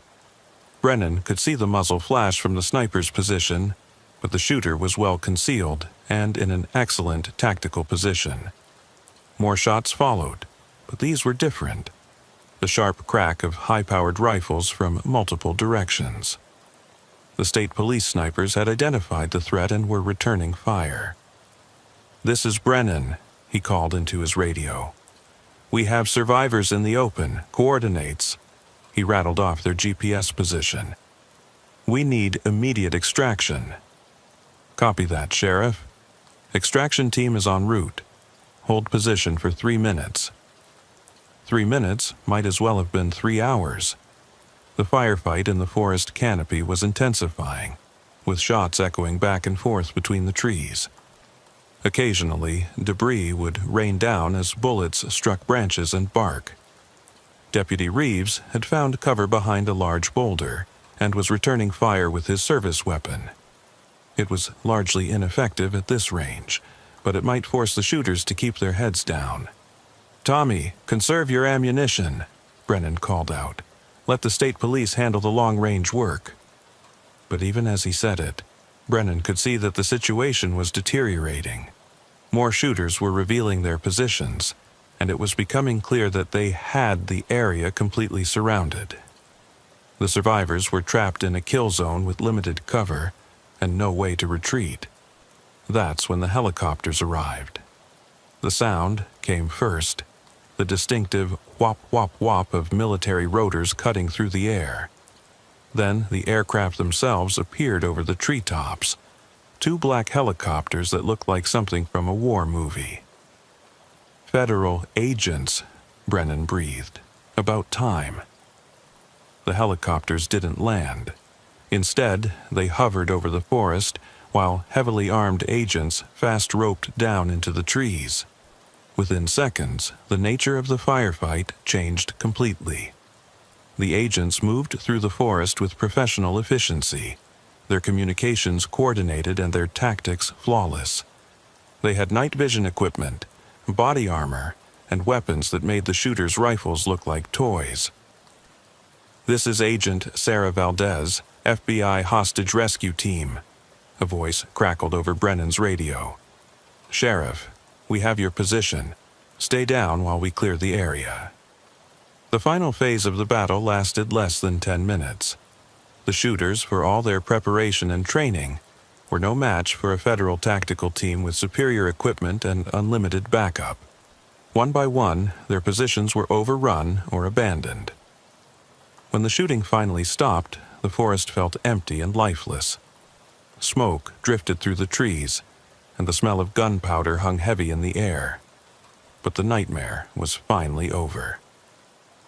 Agent Valdez approached Brennan's position, her tactical gear making her look like something from a science fiction movie. She was a woman in her 40s with the kind of competent bearing that suggested extensive field experience. "Sheriff Brennan, I'm Agent Valdez. Are you and your people all right? We've got some wounded back at the lodge, assuming the building is still standing. And there are casualties from earlier in the day. The lodge was completely destroyed, but we've recovered the wounded, and they're being evacuated to the hospital. What can you tell me about the suspects?" Brennan gave her a quick summary of the day's events, from David Harrison's murder through the siege at the lodge. Valdez listened with the focused attention of someone trained to extract crucial details from chaotic situations. "How many shooters did you identify?" she asked. "At least 4, maybe 6. They had military-level training and equipment, professional coordination and communications. We recovered 5 bodies and 1 prisoner. The survivor is being transported to Louisville for interrogation." Valdez paused, consulting her tactical notes. "Sheriff, this wasn't just about hunting ethics. We found evidence that this group was planning similar attacks on hunting operations throughout the southeastern United States." "A nationwide campaign?" "Looks like it. They had detailed files on hunting lodges, outfitters, and guides from Tennessee to Georgia. This was just their opening move." The implications were staggering. If Valdez was right, David Harrison's murder had been the first shot in what could have become a sustained terrorist campaign against the hunting industry across multiple states. "Who were they?" "We're still identifying them, but preliminary indications suggest they were all former military. Special forces, rangers, that kind of background. Highly trained individuals who became radicalized after leaving the service." "Radicalized by what?" "That's what we're hoping to learn from the survivor. But based on the manifesto we found at Marcus Webb's cabin, it seems to be a combination of environmental extremism and anti-government sentiment. They saw commercial hunting as a symbol of everything wrong with modern America." Brennan thought about Marcus Webb, the hunting guide who had been murdered simply because he had access to information the terrorists needed. Webb had probably never even known what was happening until it was too late. "Agent Valdez, what happens now?" "Now, we clean up the mess and try to figure out how to prevent this from happening again. The Bureau will be conducting a thorough investigation of hunting-related businesses throughout the region, looking for any signs of additional terrorist cells. And Holloway County? Holloway County will heal, Sheriff. It's going to take time, and there will be changes. But communities like this one are tougher than most people realize." As the federal agents began processing the crime scene and coordinating the evacuation of survivors, Brennan found himself thinking about the price that had been paid for this victory. David Harrison was dead, murdered for the crime of being wealthy enough to afford an expensive hunting trip. Marcus Webb was dead, killed for refusing to cooperate with terrorists. 2 hunters had died in the siege at the lodge, and several others would carry physical and psychological scars for the rest of their lives. The economic impact would be devastating as well. Whispering Pines Lodge had been completely destroyed, representing millions of dollars in lost investment and dozens of jobs that would disappear with it.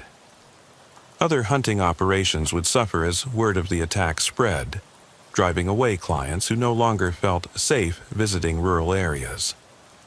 But perhaps most troubling of all was the realization that this kind of violence could happen anywhere, at any time.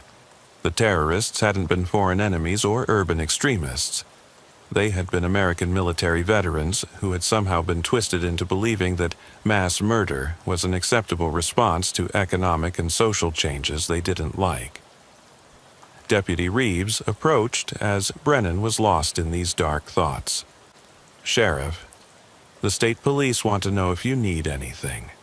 Medical attention, transportation, whatever." "I'm fine, Tommy. Just trying to process everything that's happened. Hell of a thing. You think it's really over? Brennan looked around at the smoke-filled forest, the federal agents processing evidence, the media helicopters that were beginning to circle overhead like vultures. This part is over, but something tells me the larger problem is just getting started. What do you mean? I mean that for every terrorist cell like this one that gets caught, there are probably others out there that we don't know about. People who feel like they've been left behind by economic changes, who blame outsiders for their problems, who think violence is the only way to make their voices heard. It was a sobering thought, but one that Brennan knew he would have to grapple with in the days and weeks to come. Law enforcement in rural America was changing, evolving to meet threats that previous generations of sheriffs had never had to consider. The drive back to town took them past the smoldering ruins of Whispering Pines Lodge. The building had been reduced to a blackened foundation and scattered debris, a monument to the destructive power of extremist ideology. Fire trucks were still on scene, pouring water on the smoking remains. 23 people were in that building when the shooting started, Deputy Reeves observed. If it wasn't for that panic room in the tunnel, 23 people would be dead, and we'd be looking at one of the worst mass casualty events in Kentucky history. Brennan finished. Sometimes you get lucky. But luck, he knew, wasn't something you could count on. The next time something like this happened, and Agent Valdez seemed certain there would be a next time, they would need to be better prepared. Back at the sheriff's office, Brennan found himself facing a different kind of chaos. Media crews had descended on Holloway County like a plague of locusts, turning the normally quiet town into a circus of satellite trucks and reporters. Everyone wanted to know how a terrorist attack could happen in such a peaceful, rural community. Martha greeted him with a cup of coffee and a sympathetic expression. "Sheriff, I got about 50 reporters wanting to talk to you. The governor's office on line 3 and the FBI asking for copies of every case file we've generated in the past 6 months. Tell the reporters I'll have a statement later. Transfer the governor to Agent Valdez. This is a federal investigation now, and give the FBI whatever they want." "How you holding up?" It was a simple question, but one that Brennan wasn't sure how to answer. He'd been in law enforcement for over 20 years, had seen his share of violence and tragedy, but nothing had prepared him for the calculated brutality of what had happened today. "I keep thinking about the choices we had to make," he said finally. "Leaving wounded people behind, forcing civilians to run through gunfire, making tactical decisions that I knew would get people killed. You saved lives today, Marcus, a lot of lives. And lost some too." Martha nodded, understanding the weight he was carrying. In small communities like Holloway County, every death was personal. These weren't just statistics or case numbers. They were neighbors, friends, people whose families would be grieving for years to come. "Sheriff?" Deputy Reeves stuck his head into the office. "Agent Valdez wants to brief you on what they learned from the prisoner." The briefing took place in the conference room that normally hosted county commission meetings and other mundane government business. Today, it felt like a war room, with federal agents, state police officials, and local law enforcement crowded around a table covered with evidence photos and tactical maps. "The prisoner's name is James Crawford," Agent Valdez began. "Former Army Ranger, 3 tours in Afghanistan, honorably discharged in 2018. He's been talking, and what he's telling us is disturbing."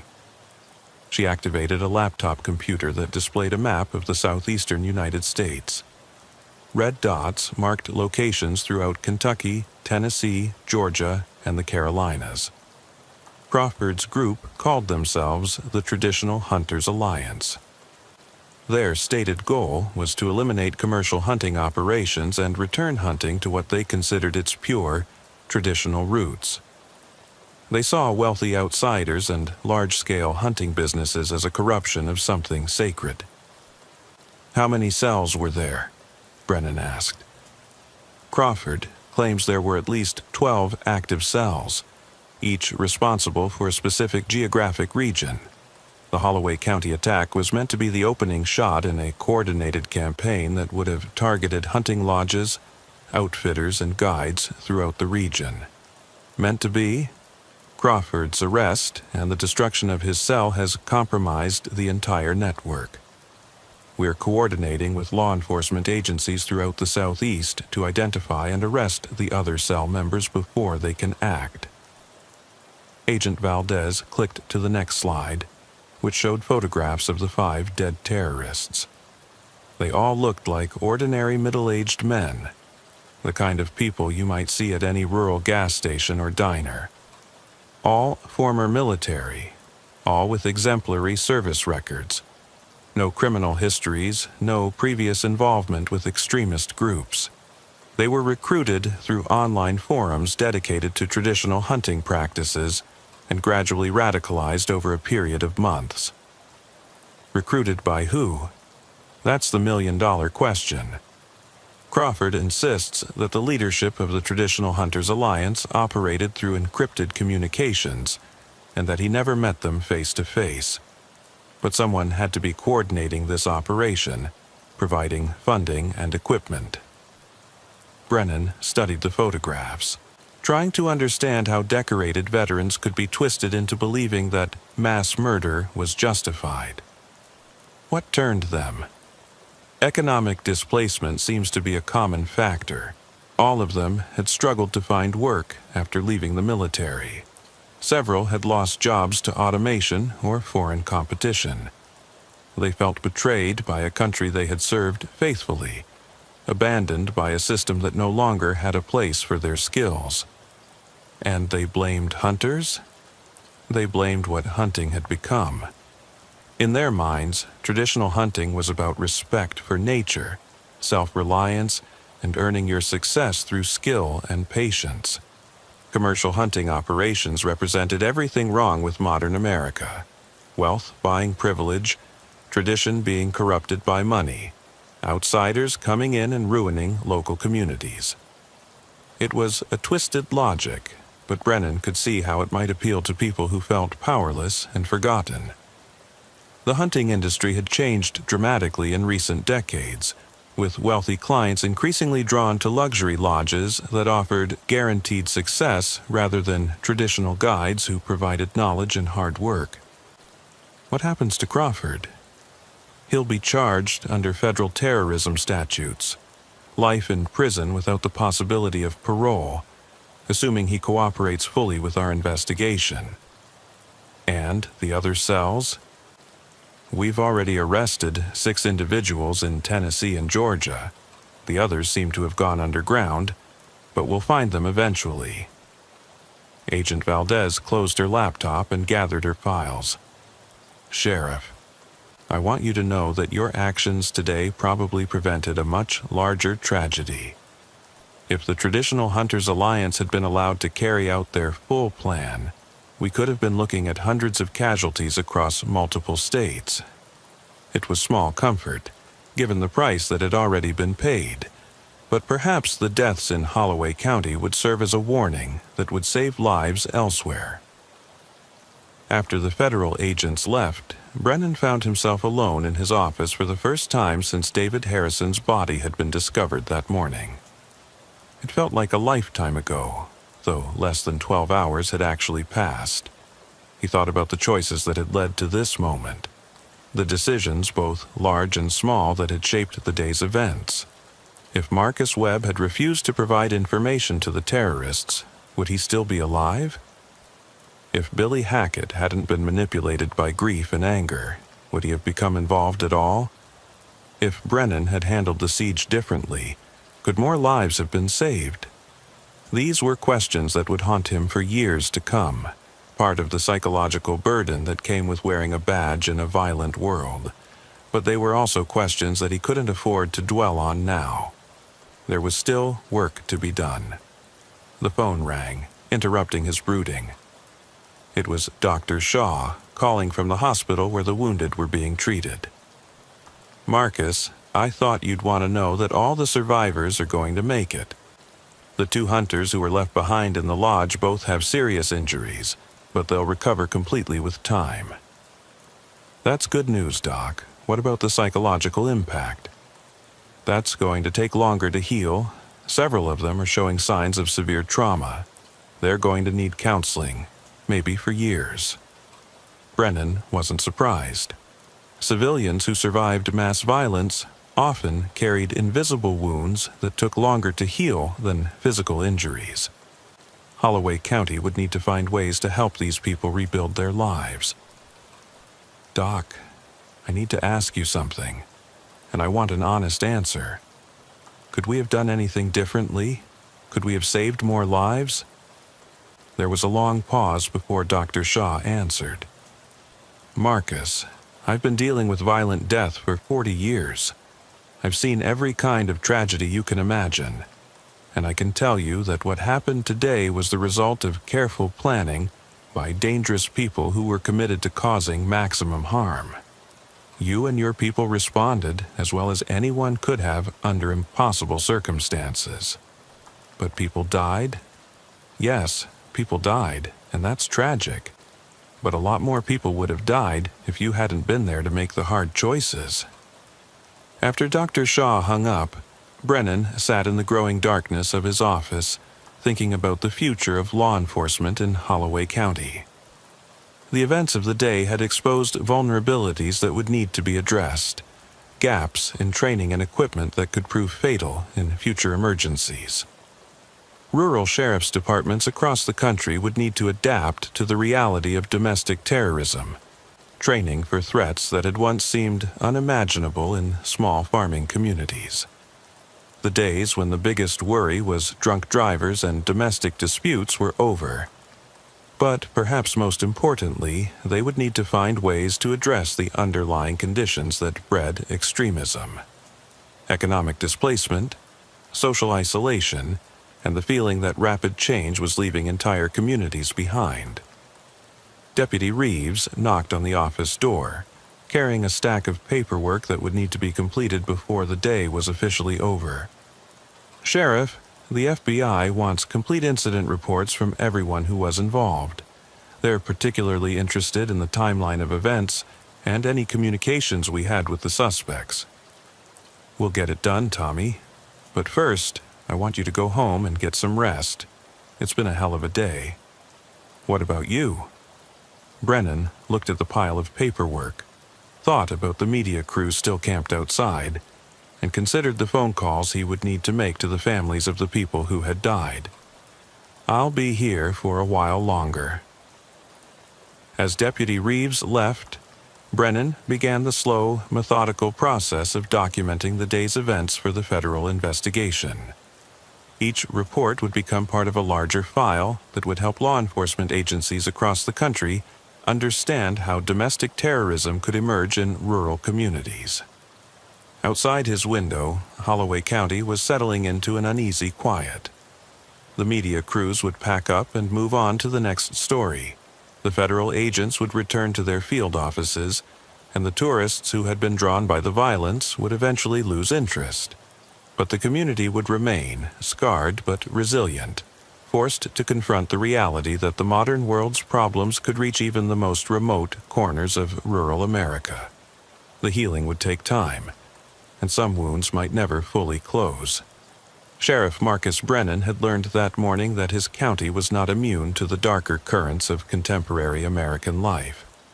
By evening, he had learned that sometimes the best a good man could do was stand between the innocent and the chaos, making impossible choices in the hope that some lives could be saved.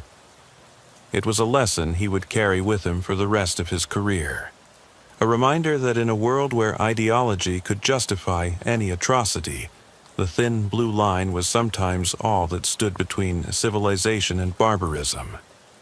The price of peace, he now understood, was eternal vigilance, and the willingness to pay whatever cost that vigilance demanded. As he worked through the night, documenting the day's tragedy for posterity, Sheriff Brennan could only hope that the sacrifice made by the people of Holloway County would serve as a warning that would help prevent similar tragedies elsewhere. In the end, that might be the only meaning to be found in the senseless violence that had shattered his quiet rural community. The hunt was over, but the healing had only just begun. Sheriff Elena Vasquez had been in law enforcement for 18 years, but she'd never seen anything quite like what Deputy Martinez was showing her on his laptop screen. The genealogy website displayed a family tree that looked more like a criminal conspiracy chart, with names connected by lines that told a story of secrets buried for over half a century. "Sheriff, this is why the Whitmore case keeps getting stranger," Martinez said, pointing to a cluster of names highlighted in yellow. "Look at these dates. Look at these connections." The call had come in 3 days earlier. Human remains discovered in the basement of the old Whitmore farmhouse during a renovation project. What should have been a straightforward cold case investigation had quickly evolved into something far more complex. The bones weren't just old. They belonged to multiple individuals, buried at different times spanning decades. "Walk me through it again, Carlos," Elena said, settling into her chair with a cup of coffee that had long since gone cold. Outside the windows of the Esperanza County Sheriff's Department, the New Mexico desert stretched toward mountains that had witnessed more secrets than anyone could count. The contractor found the first set of remains on Monday. Male, approximately 30 years old, buried sometime in the 1970s based on the artifacts found with the body. But when the forensics team expanded their search, they found 2 more burial sites. One from the 1950s, another from the 1990s. Elena studied the crime scene photographs spread across her desk. The Whitmore property was a sprawling ranch about 20 miles outside the town of Cedar Ridge, isolated enough that someone could bury bodies without fear of discovery. The farmhouse itself was a 2-story structure built in the 1920s, surrounded by outbuildings that had seen better days. 3 separate burials, spanning 4 decades. That suggests a pattern, not random killings. That's what I thought too. So I started digging into the Whitmore family history, trying to understand who might have had access to the property during those time periods. Martinez pulled up another screen on his laptop. That's when things got really interesting. The Whitmore family had owned the ranch for 3 generations, passing it down from father to son in an unbroken chain. But the genealogy research had revealed something disturbing, a pattern of missing persons cases that seemed to follow the family wherever they went. "Look at this," Martinez said, highlighting a section of the family tree. Samuel Whitmore, the patriarch, moved to New Mexico from Oklahoma in 1947. In Oklahoma, there were 3 unsolved disappearances between 1943 and 1946, all young men who had been seen arguing with Samuel over various business disputes. Could be coincidence, maybe. But Samuel's son, Robert Whitmore, had his own problems. Between 1965 and 1980, 5 people went missing in Esperanza County. All of them had some kind of conflict with Robert. A business partner who accused him of fraud, a neighbor who complained about property lines, a ranch hand who threatened to report safety violations. Elena felt a familiar chill as the pattern became clear. And Robert's son? Michael Whitmore, 3 disappearances between 1985 and 1995. Same pattern. People who had crossed the family or posed some kind of threat to their interests. The implications were staggering. If Martinez's research was accurate, they weren't dealing with a single killer or even a crime spree. They were looking at a family tradition of murder that had continued for over 50 years, with each generation adding their own victims to the collection buried beneath the farmhouse. Where's Michael Whitmore now? That's the problem. He died in a car accident in 2003. The property has been tied up in probate ever since, which is why it's only now being renovated. But Sheriff, there's something else. Michael had a son. Elena's blood went cold. Please tell me he doesn't live in Esperanza County. David Whitmore, age 34, lives in Cedar Ridge, works as a contractor, married with 2 young children, and according to his wife, he's been acting strange lately. Strange how? She called the non-emergency line yesterday, said her husband has been having nightmares and talking in his sleep about family obligations and keeping the secrets. She's worried he might be having some kind of breakdown. Elena stood up and walked to the window, looking out at the desert landscape that had hidden so many secrets for so long. If the pattern held, David Whitmore was the latest in a line of killers, inheriting not just property but a legacy of violence that stretched back decades. Carlos, I want you to put together a complete timeline. Every disappearance, every death, every connection to the Whitmore family. Cross-reference with missing persons reports from surrounding counties. And I want surveillance on David Whitmore, but keep it subtle. If he's following the family pattern, there might be recent victims we haven't found yet. Already started on the timeline, but Sheriff, there's something else you need to know. I think the family had help. Help? Some of these disappearances were reported to local law enforcement, but the investigations were either cursory or abandoned entirely, like someone was making sure the cases didn't get too much attention. Elena felt her stomach drop. Police corruption was always a possibility in small communities where everyone knew everyone else, where family connections and economic interests could influence justice. If the Whitmore family had been buying protection from corrupt officials, it would explain how they had managed to operate for so long without detection. Who was sheriff during the peak years? That's the really interesting part. Between 1965 and 1995, there were 3 different sheriffs: William Casey, Thomas Brennan, and Rita Sandoval. But all 3 had financial connections to the Whitmore family. Martinez pulled up another screen showing property records and business licenses. Casey took out a loan from Robert Whitmore's bank in 1967. Brennan's construction company did extensive work on Whitmore properties throughout the 1970s and 1980s. And Sandoval's husband was a business partner in one of Michael Whitmore's ventures. Jesus Christ. How deep does this go? I don't know yet. But Sheriff, I think we need to be very careful about who we trust with this information.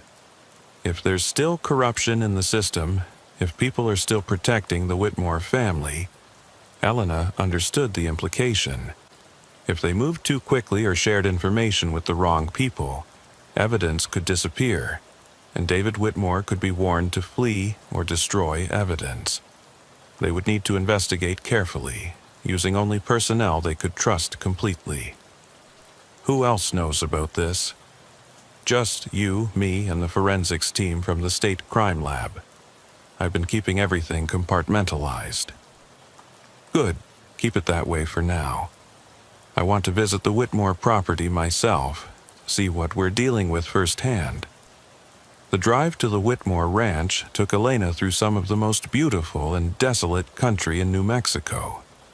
Red rock formations jutted up from the desert floor like the bones of ancient giants, and the silence was so complete that it felt almost oppressive. It was the kind of landscape where secrets could be buried and forgotten, where screams would echo unheard across empty miles. The farmhouse sat in a small valley surrounded by low hills, accessible only by a single dirt road that wound through arroyos and past stands of juniper and pinyon pine.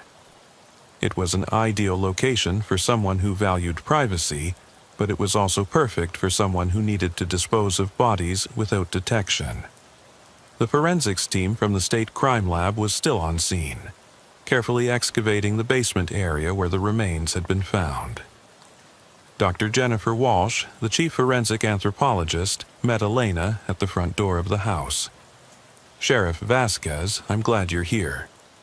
we've made some significant discoveries since yesterday. Dr. Walsh was a woman in her 50s with the kind of methodical precision that came from years of studying violent death.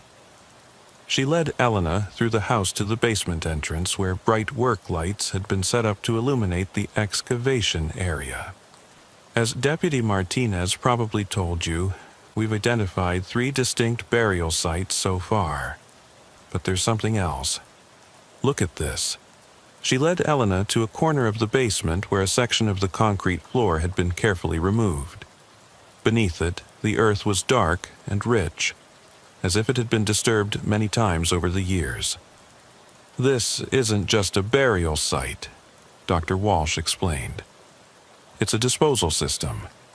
The concrete could be removed and replaced relatively easily, allowing for multiple burials in the same location. And look at this. She pointed to a series of metal rings embedded in the basement walls. These appear to be anchor points for chains or ropes. Combined with the soundproofing material we found in the walls, it suggests this basement was used to hold victims before they were killed. Elena felt her stomach churn as she imagined the horror that had taken place in this underground chamber. How many victims are we talking about?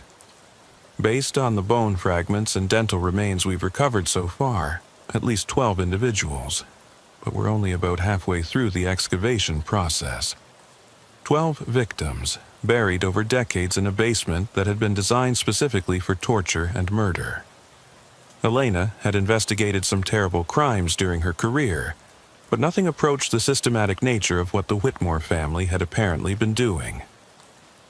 Dr. Walsh, in your professional opinion, is this the work of multiple killers? Absolutely. The burial techniques evolved over time, showing different approaches and levels of sophistication. Early burials were crude, almost hasty. Later ones show much more planning and organization. It's consistent with knowledge and techniques being passed down from one generation to the next. Like a family business. That's exactly what it looks like. A family business of murder. Elena spent another hour at the crime scene, documenting everything and trying to understand the full scope of what they were dealing with. The evidence was overwhelming, but it also raised disturbing questions about how such an operation could continue for so long without detection. As she drove back toward town, Elena's radio crackled with a message from Martha, the department's dispatcher. "Sheriff, we've got a situation developing. David Whitmore's wife just called 911. Says her husband left the house this morning with a gun and hasn't been seen since. She's scared he might hurt himself or someone else." Elena felt ice form in her stomach. If David Whitmore was following the family pattern, his disappearance could mean that he was either preparing to add another victim to the collection or planning to destroy evidence before fleeing. "Martha, put out a bolo for David Whitmore's vehicle. Consider him armed and dangerous, and get me a search warrant for his residence. I want to find out what he knows about his family's activities." Already working on the warrant, but Sheriff, there's something else. We just got a missing person report that might be connected. Jennifer Martinez, no relation to our Deputy Martinez, didn't show up for work yesterday or today. Her supervisor says it's completely out of character. Where does she work? Cedar Ridge Elementary School. She's a teacher. And according to her supervisor, she'd been having problems with a contractor who was working on her house. Guess who the contractor was? Elena's blood went cold. David Whitmore. That's right. And according to Jennifer's neighbor, she and Whitmore had been arguing about shoddy work and cost overruns. The neighbor said Jennifer was planning to file a complaint with the Better Business Bureau. The pattern was repeating itself. A conflict with someone outside the family, followed by a disappearance. If Jennifer Martinez was David Whitmore's latest victim, they might still have time to save her. Martha, coordinate with the state police. I want roadblocks on every highway out of the county, and get me the GPS coordinates for Jennifer Martinez's house. That's where we start looking." Jennifer Martinez lived in a modest ranch-style house on the outskirts of Cedar Ridge, the kind of place where a single teacher could afford to live on her salary. But as Elena approached the property, she could see signs that something was wrong. The front door was standing slightly open, and Jennifer's car was still parked in the driveway. Most telling of all, there were fresh tire tracks in the dirt beside the house, tracks that looked like they came from a heavy truck or van. Elena called for backup before approaching the house, but the urgency of the situation made waiting difficult. If Jennifer Martinez was still alive, every minute could matter. Deputy Martinez arrived within 10 minutes, followed by 2 more patrol units. They approached the house carefully, weapons drawn and ready for anything. "Miss Martinez," Elena called out as they entered through the front door. "This is the Esperanza County Sheriff's Department. Are you all right?" The house was silent, but signs of struggle were immediately apparent. Furniture was overturned in the living room, and there were drops of blood on the hardwood floor. Most disturbing of all, there were muddy footprints leading from the front door to the back of the house. "Sheriff, look at this," Deputy Martinez called from the kitchen. He was standing beside the back door, which showed signs of forced entry. "Someone kicked this in from the outside." Elena examined the damage. The door frame was splintered, and the deadbolt had been torn completely out of the wood. Whoever had done this was strong and determined, not someone who was worried about making noise or leaving evidence. "Carlos, I want you to coordinate the scene processing. Look for anything that might tell us where Whitmore took her. I'm going to check with the neighbors, see if anyone saw or heard anything." The neighbor to the east was an elderly man named Harold Ferguson, who spent most of his time sitting on his front porch watching the world go by. If anyone had seen something unusual, it would be Harold. "Sheriff, I was wondering when you'd come asking," Harold said as Elena approached his porch. "That contractor fellow was here yesterday afternoon making all kinds of racket." "What kind of racket?"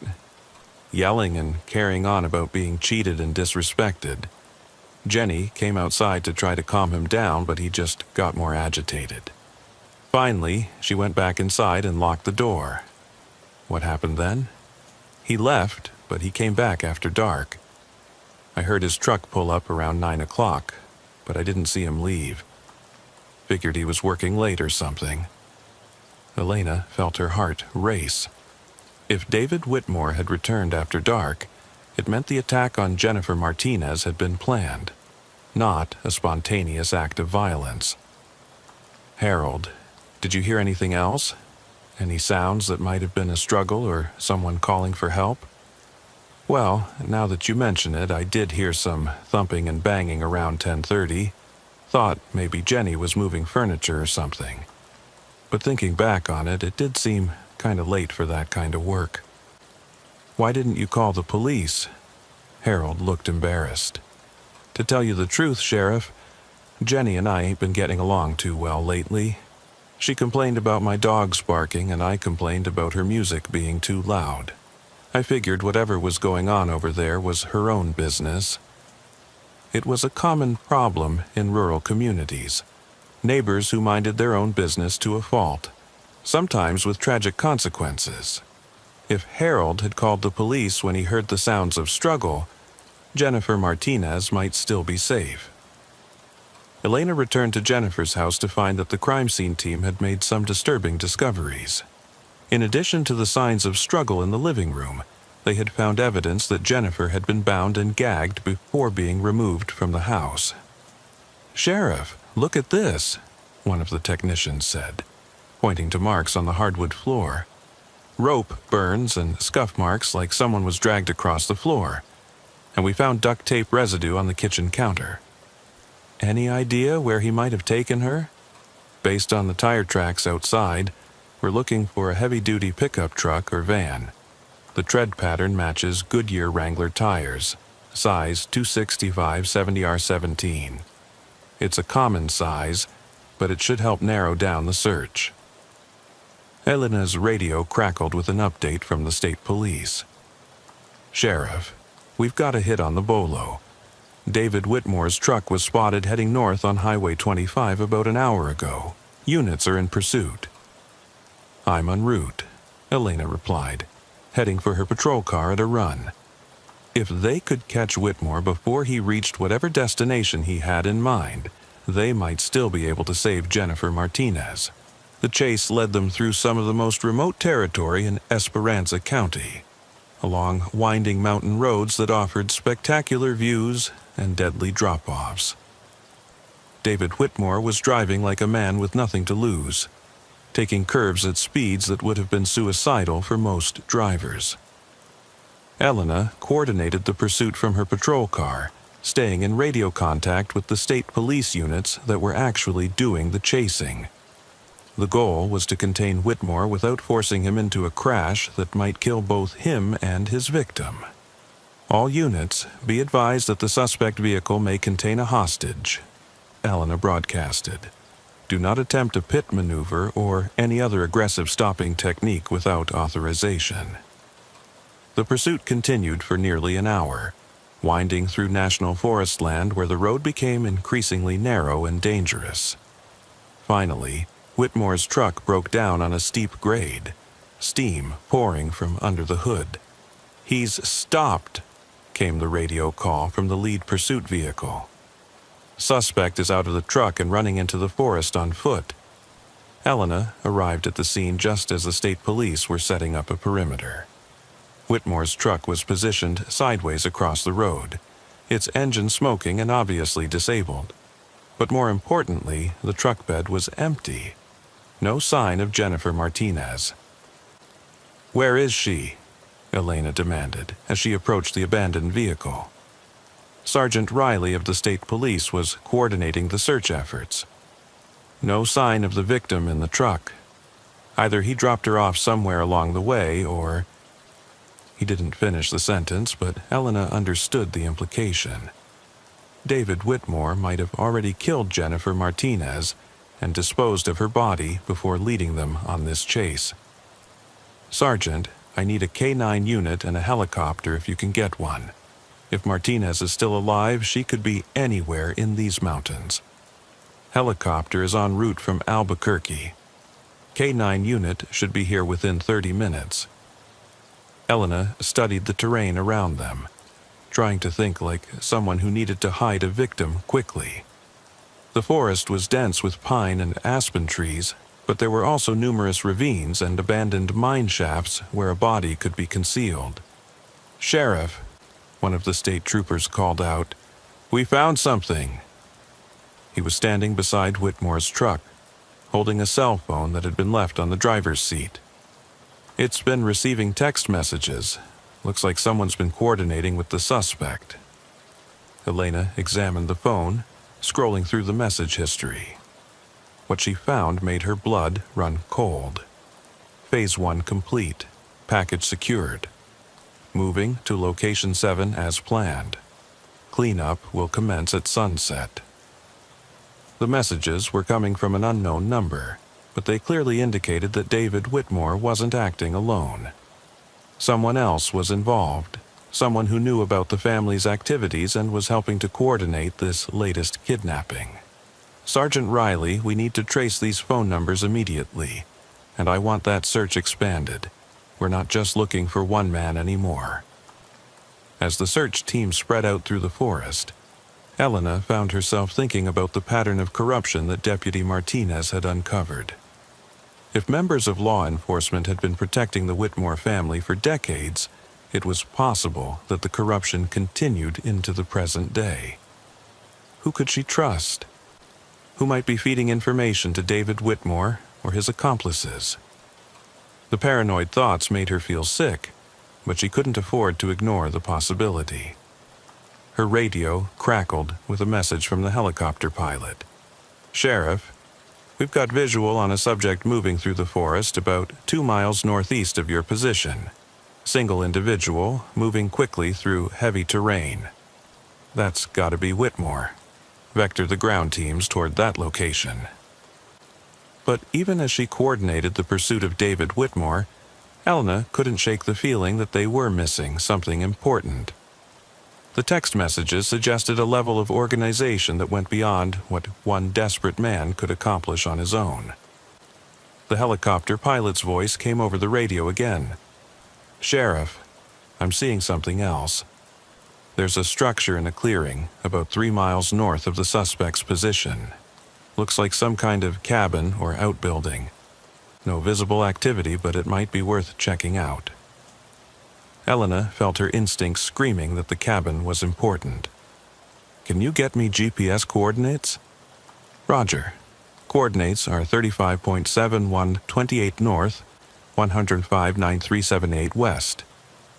Elena plugged the coordinates into her patrol car's GPS system and started driving toward the location.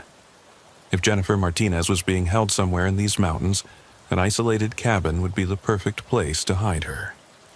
The drive took her along a barely visible dirt track that seemed to have been abandoned for years. Tree branches scraped against her patrol, car's roof, and more than once she had to stop to move fallen logs out of the way. Finally, she reached a small clearing where a weathered log cabin sat beneath a canopy of pine trees. The building looked old but well-maintained, and there was a relatively new pickup truck parked beside it. Elena approached the cabin carefully, her weapon drawn and her radio ready to call for backup. Through a dirty window, she could see movement inside. At least one person, possibly more. "This is Sheriff Vasquez," she whispered into her radio. "I found a structure at the coordinates provided by the helicopter. I can see activity inside, requesting immediate backup." "Backup is en route, Sheriff. ETA 15 minutes. 15 minutes was too long if Jennifer Martinez was being tortured or killed inside that cabin. Elena would have to make a decision. Wait for backup and risk losing the victim, or go in alone and risk walking into a trap. The decision was made for her when she heard a woman scream coming from inside the cabin. Elena approached the front door of the cabin, her heart pounding and her weapon ready. Through the thin walls she could hear voices, at least 2 men and a woman who sounded terrified. "Please, I don't know anything about your family. I just wanted my house fixed." That was Jennifer Martinez's voice, confirming that she was alive but in immediate danger. "You threatened to ruin our reputation," came a man's reply. "You were going to cost us business, maybe get us investigated. We can't allow that." Elena recognized the voice as belonging to David Whitmore, but there was something different about his tone. He sounded calm, controlled, almost businesslike. This wasn't the desperate act of a man having a breakdown. It was the calculated behavior of someone who had done this before. "The family has rules," another voice said. "Rules that have kept us safe for 3 generations. People who threaten the family have to be dealt with." Elena moved around to the side of the cabin, looking for another way in. Through a window, she could see Jennifer Martinez tied to a chair in the center of the room. David Whitmore was standing in front of her, but his back was to the window. More importantly, she could see the second man, someone wearing a sheriff's department uniform. Elena's blood went cold as she recognized Deputy Jake Morrison, a 10-year veteran of the department who had always seemed like one of the good guys. If Morrison was involved with the Whitmore family, it meant the corruption went deeper than anyone had imagined. "Sheriff, this is Sergeant Riley," came a whispered voice over her radio. "We're in position outside the cabin. What's your status?" Elena keyed her radio quietly. "I have visual on the victim. She's alive but restrained. 2 suspects inside, David Whitmore and Deputy Morrison from my department." "Morrison, are you sure?" "Positive. I think we've uncovered a conspiracy that goes back decades." "Orders?" Elena studied the situation through the window. Jennifer Martinez was clearly terrified, but didn't appear to be seriously injured. David Whitmore and Morrison were focused on their conversation, apparently deciding what to do with their victim. "I'm going in through the front. When you hear me announce myself, breach through the back door. We need to coordinate this perfectly. If they panic, they might kill the hostage." Elena made her way back to the front door of the cabin, taking deep breaths to steady her nerves. She had been in dangerous situations before, but never one where she couldn't trust her own people. "This is Sheriff Vasquez," she shouted as she kicked in the front door. "Everyone on the ground now." The scene inside the cabin erupted into chaos. David Whitmore spun toward her, his hand moving toward a gun on his belt. Deputy Morrison dove behind a table, drawing his service weapon. "Elena, don't do this," Morrison shouted. "You don't understand what's at stake here." "I understand perfectly, Jake. You've been protecting murderers for God knows how long." Jennifer Martinez was screaming, trying to tip her chair away from the gunfire that she knew was coming. Elena kept her weapon trained on David Whitmore while trying to keep track of Morrison's position. "The Whitmore family has been good to this county," Morrison said, his voice taking on a pleading tone. "They've provided jobs, paid taxes, supported local businesses. A few troublemakers going missing is a small price to pay for that kind of stability." "A few troublemakers? Jake, we found at least 12 bodies buried under their house. People who threatened the family's livelihood. People who would have destroyed everything they'd built." Elena couldn't believe what she was hearing. Morrison wasn't just corrupt. He was a true believer in some twisted philosophy that justified murder in the name of economic stability. "Jake, put down your weapon. This ends now." "I'm sorry, Elena. I really am. But I can't let you destroy everything we've worked to protect." Morrison raised his gun toward Elena, forcing her to make a split-second decision. She fired twice, the shots echoing through the small cabin like thunder. Morrison dropped his weapon and collapsed behind the table, clutching his shoulder and cursing. David Whitmore had frozen when the shooting started, his hand still on his gun but apparently unwilling to draw it. "Hands where I can see them," Elena shouted, keeping her weapon trained on Whitmore. "Get away from that gun." The cabin's back door exploded inward as Sergeant Riley and his team breached the rear entrance. Within seconds, the situation was under control. David Whitmore was on the ground in handcuffs, and Morrison was receiving medical attention for his wounded shoulder. Elena rushed to Jennifer Martinez, cutting the ropes that bound her to the chair. "Are you hurt? Did they do anything to you?" "I'm okay," Jennifer sobbed. "They were going to kill me. They kept talking about family traditions and eliminating threats. You're safe now. It's over." But even as she said it, Elena knew that it wasn't really over. The discovery of corruption within her own department raised questions about how many other cases might have been compromised, how many other crimes might have been covered up. As the state police took David Whitmore and Deputy Morrison into custody, Elena found herself wondering how deep the conspiracy really went. Morrison had been with the department for 10 years. How many investigations had he sabotaged? How many pieces of evidence had he made disappear? "Sheriff," Sergeant Riley approached her as the suspects were being loaded into transport vehicles. "We need to talk about the implications of this case. I know. If Morrison was protecting the Whitmore family, there's no telling how much evidence he might have destroyed over the years. It's worse than that. We found something in Morrison's patrol car, a list of names and addresses, people who've had conflicts with various businesses around the county. It looks like the Whitmore operation was expanding beyond just family disputes." Elena felt sick as she considered the implications. If the list represented potential future victims, the conspiracy was far larger than anyone had imagined. How many names? 17. And according to the dates beside each name, several of these people have already gone missing in the past few months. The scope of the crimes was staggering. What had started as a family tradition of eliminating threats had apparently evolved into a business model, with corrupt law enforcement helping to identify targets and cover up the evidence. Sergeant, I need to request federal assistance. This is beyond what local and state agencies can handle. We're looking at a criminal enterprise that may have been operating for decades. Already done. FBI is en route from Albuquerque. They'll want to interview everyone involved and review every case file from the past 20 years. As Elena drove back toward town, her mind raced through the implications of what they had discovered. How many missing persons cases had been dismissed as people simply leaving town? How many families had been denied justice because corrupt officials were protecting killers? The radio crackled with an update from Deputy Martinez, who had been coordinating the investigation from the office.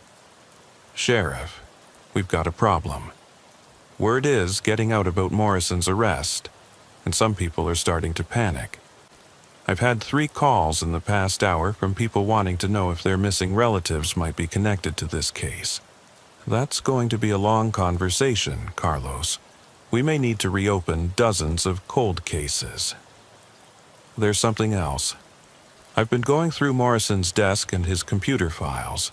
I found email correspondence with someone using the name Family Friend, going back 5 years.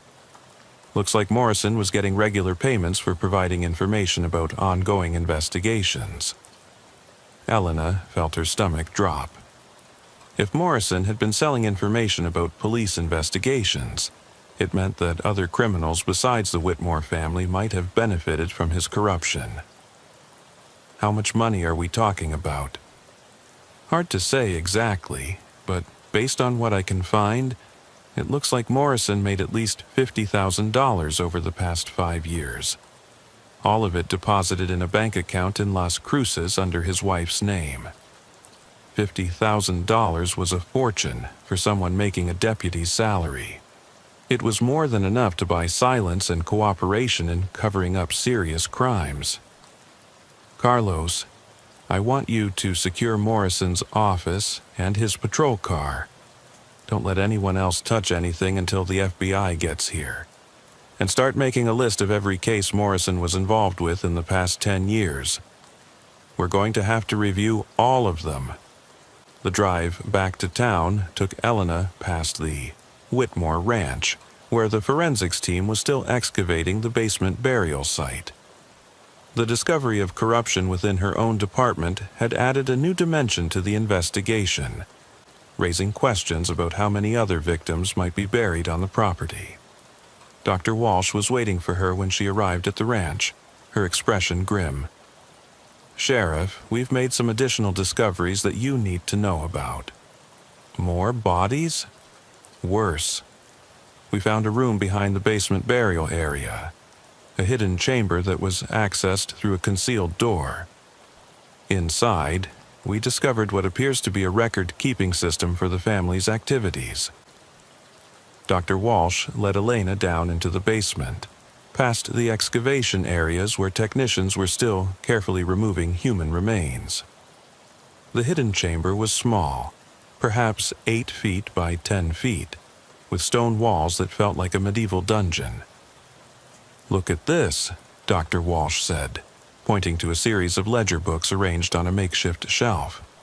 They kept detailed records of every victim: names, dates, methods of disposal, even photographs. Elena opened one of the ledgers with trembling hands. The entries were written in different handwriting styles, suggesting that multiple generations of the family had contributed to the records. Each entry contained information that made her stomach churn. Thomas Mitchell, age 29. Threatened to expose business practices. Buried North Wall, October 15, 1973. Sarah Williams, age 34, complained to authorities about working conditions. Burned body, scattered ashes in arroyo, March 3, 1981. Robert Chen, age 42, Refused to sell property at requested price. Dissolved in acid, September 22, 1989. The clinical nature of the records was almost as disturbing as the crimes themselves. The Whitmore family had approached murder with the same methodical precision that most people brought to business accounting. Dr. Walsh, how many victims are documented in these ledgers? Preliminary count shows 43 individuals over a 50-year period, but that may not be complete. Some of the older ledgers are damaged, and there are references to records that we haven't found yet. 43 people murdered and carefully disposed of, their deaths hidden by a combination of family secrecy and official corruption. Elena tried to imagine the families who had spent decades wondering what happened to their missing loved ones, never knowing that the answers were buried beneath a farmhouse in the New Mexico desert. There's something else, Dr. Walsh continued. We found correspondence between the family and several law enforcement officials. Not just Morrison. This goes back to the 1960s. She handed Elena a box filled with letters and documents. The correspondence painted a picture of systematic corruption that spanned multiple administrations, with sheriffs and deputies receiving regular payments in exchange for protection and information. Dr. Walsh, I need copies of everything. Every document, every photograph, every piece of evidence. This is going to be one of the largest criminal investigations in state history. As Elena emerged from the basement, she found FBI agent Sarah Chen waiting for her beside the crime scene vehicles. Agent Chen was a woman in her 40s with the kind of professional demeanor that suggested extensive experience with complex criminal cases. Sheriff Vasquez, I'm Agent Chen from the FBI's Albuquerque field office. I understand you've uncovered a significant criminal conspiracy. That's putting it mildly, Agent Chen. We're looking at multiple homicides spanning 5 decades, with evidence of ongoing corruption within local law enforcement. Elena briefed Agent Chen on the day's discoveries, from the genealogy research that had revealed the pattern of disappearances to the arrest of Deputy Morrison and David Whitmore. Chen listened with the focused attention of someone trained to process complex information quickly. Sheriff, based on what you've told me, this investigation is going to require significant federal resources. We'll need to coordinate with multiple agencies and potentially reopen dozens of cold cases from surrounding jurisdictions. I understand. My department will provide full cooperation. I appreciate that, but I need to be clear about something. Given the evidence of corruption within your department, we'll need to conduct this investigation independently. That means federal agents will be taking the lead on all major aspects of the case. Elena had expected this response, but it still stung. The corruption of Deputy Morrison had tainted the entire department in the eyes of federal investigators, making it impossible for local law enforcement to maintain credibility in such a high-profile case. What do you need from us? Complete access to all case files, personnel records, and evidence. We'll also need to interview every member of your department to determine the extent of the corruption. Over the next several hours, Elena watched as federal agents took control of what had been her investigation. FBI technicians photographed and cataloged every piece of evidence, while other agents began the process of interviewing department personnel to determine who else might have been compromised. The media attention was intense and immediate. Within hours of the arrests, news crews from Albuquerque and Phoenix had descended on Cedar Ridge, turning the normally quiet town into a circus of satellite trucks and reporters. The story of a multi-generational murder conspiracy was exactly the kind of sensational crime that captured national attention. Elena found herself fielding phone calls from reporters, federal officials, and politicians who all wanted to know how such a conspiracy could have operated for so long without detection. The questions were fair, but painful, forcing her to confront the possibility that she had missed warning signs during her own tenure as sheriff. Sheriff, Agent Chen approached her as the sun was setting over the crime scene. we need to discuss the scope of this investigation. Based on the evidence we've found so far, we believe the Whitmore conspiracy may extend beyond Esperanza County. What do you mean? The financial records we recovered from the ranch show payments to law enforcement officials in at least 3 other counties.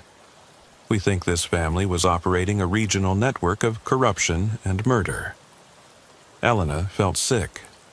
Bad enough that her own department had been compromised, but the idea that the conspiracy had spread across multiple jurisdictions suggested a level of organization that bordered on the criminal enterprise. How many other departments are we talking about? Preliminary analysis suggests at least 4 counties in New Mexico and 2 in Colorado. We're coordinating with federal agents in those jurisdictions to determine the extent of the corruption. And the victims could be in the hundreds, Sheriff. This family wasn't just killing people who crossed them directly. They were also eliminating people who posed threats to their business associates and political allies. The scope of the crimes was almost incomprehensible. Elena had been a law enforcement officer for nearly 2 decades, but nothing in her experience had prepared her for a criminal conspiracy of this magnitude. Agent Chen, what happens to my department now? That depends on what our investigation reveals. If the corruption was limited to Morrison and perhaps 1 or 2 others, you might be able to rebuild trust and continue operating. But if we find evidence of broader involvement, she didn't need to finish the sentence. If the corruption was widespread, the entire Esperanza County Sheriff's Department could be disbanded and replaced with state or federal oversight. Elena's radio crackled with a message from Deputy Martinez. Sheriff, we've got another situation developing. David Whitmore's wife is here at the station with her children. She says she has information about other family members who might be involved in this conspiracy. I'll be right there. The drive back to town gave Elena time to think about the personal dimension of the tragedy that was unfolding. David Whitmore's wife and children were innocent victims of a family legacy they had probably never fully understood. How do you explain to children that their father and grandfather and great-grandfather were all serial killers? Linda Whitmore was waiting in the sheriff's office conference room when Elena arrived, her 2 young children sitting quietly beside her with the stunned expressions of people whose world had just collapsed. Linda herself looked like she had aged 10 years in the past 24 hours. Mrs. Whitmore, I'm Sheriff Vasquez. I understand you have information that might help our investigation. Linda nodded, her hands shaking as she tried to maintain her composure in front of her children. Sheriff, I knew something was wrong with David's family, but I never thought they were actually killing people. What kind of things did you notice? Strange conversations, mostly. David's father would talk about family obligations and maintaining traditions. He made it sound like some kind of business philosophy, but there was always something creepy about the way he said it. Elna pulled out a notepad, preparing to document everything Linda could remember. Did you ever see anything suspicious at the ranch? We didn't visit the ranch very often. Michael, that was David's father, always said it was too dangerous for children, too many old buildings and abandoned equipment. But the few times we did go there, I noticed that certain parts of the property were off-limits. Off-limits how? The basement of the main house, for one thing. Michael always kept it locked, said it was just storage, but that the stairs were unsafe. And there was an old shed behind the house that David was never allowed to enter, even as an adult. Elena made a note to have the FBI search the shed Linda had mentioned. If the family had been disposing of bodies for 50 years, there might be additional burial sites on the property. Mrs. Whitmore, did David ever talk about other family members who might have been involved in these activities? Linda glanced at her children, clearly struggling with how much to say in front of them. Elena took the hint and arranged for a deputy to take the children to the break room for some snacks and cartoons. Once the children were out of earshot, Linda's composure cracked. "Sheriff, I think David's uncle might be involved. Robert Whitmore lives up in Colorado near Durango. David used to visit him several times a year, and he always came back acting strange." "Strange how?" "Paranoid, secretive. He'd check and double-check the locks on our house like he was afraid someone was coming after us. And he started talking about family responsibilities and how some secrets had to be kept at any cost." Helena felt her pulse quicken. If Robert Whitmore was still alive and living in Colorado, he might be continuing the family tradition of murder. "Mrs. Whitmore, when was the last time David visited his uncle?" "About 3 months ago. He was gone for a week, said it was a family emergency. But when he came back, he was different. More aggressive, more paranoid. He started talking about people who were threats to the family and how they needed to be dealt with." 3 months ago. Elena made a mental note to have Agent Chen coordinate with Colorado authorities to investigate any recent disappearances in the Durango area. "Is there anything else you can tell me about David's behavior or his family's activities?" Linda was quiet for a long moment, clearly struggling with the decision. Finally, she spoke in a voice barely above a whisper. "Sheriff, I think there might be other children." "Other children?" David mentioned having cousins, but he was always vague about who they were or where they lived. I got the impression that the family was larger than he let on, but that they maintained distance from each other for security reasons. Elena felt a chill as she realized the implications.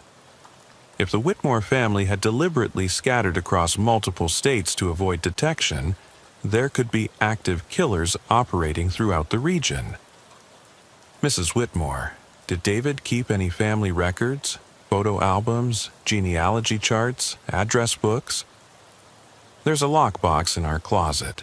David always said it contained important family documents, but he never let me see what was inside." "We'll need to search your house, if that's all right. With your permission, of course." Linda nodded. "Sheriff, I want to help in any way I can. I can't bring back the people they killed, but maybe I can help you prevent more murders." The search of David Whitmore's house revealed additional evidence of the family's criminal activities. The lockbox Linda had mentioned contained genealogy charts that showed a sprawling family tree with members scattered across 8 states. More disturbing were the detailed notes about each family member, including their specialties and areas of operation. "Look at this," Agent Chen said, showing Elena a page from David's notes.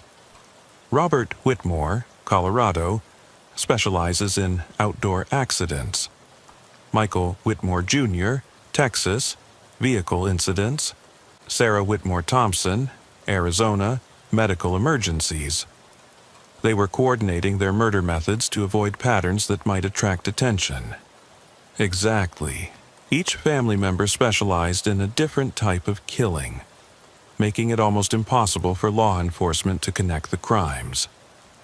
Elena studied the genealogy chart, trying to comprehend the scope of what they were dealing with.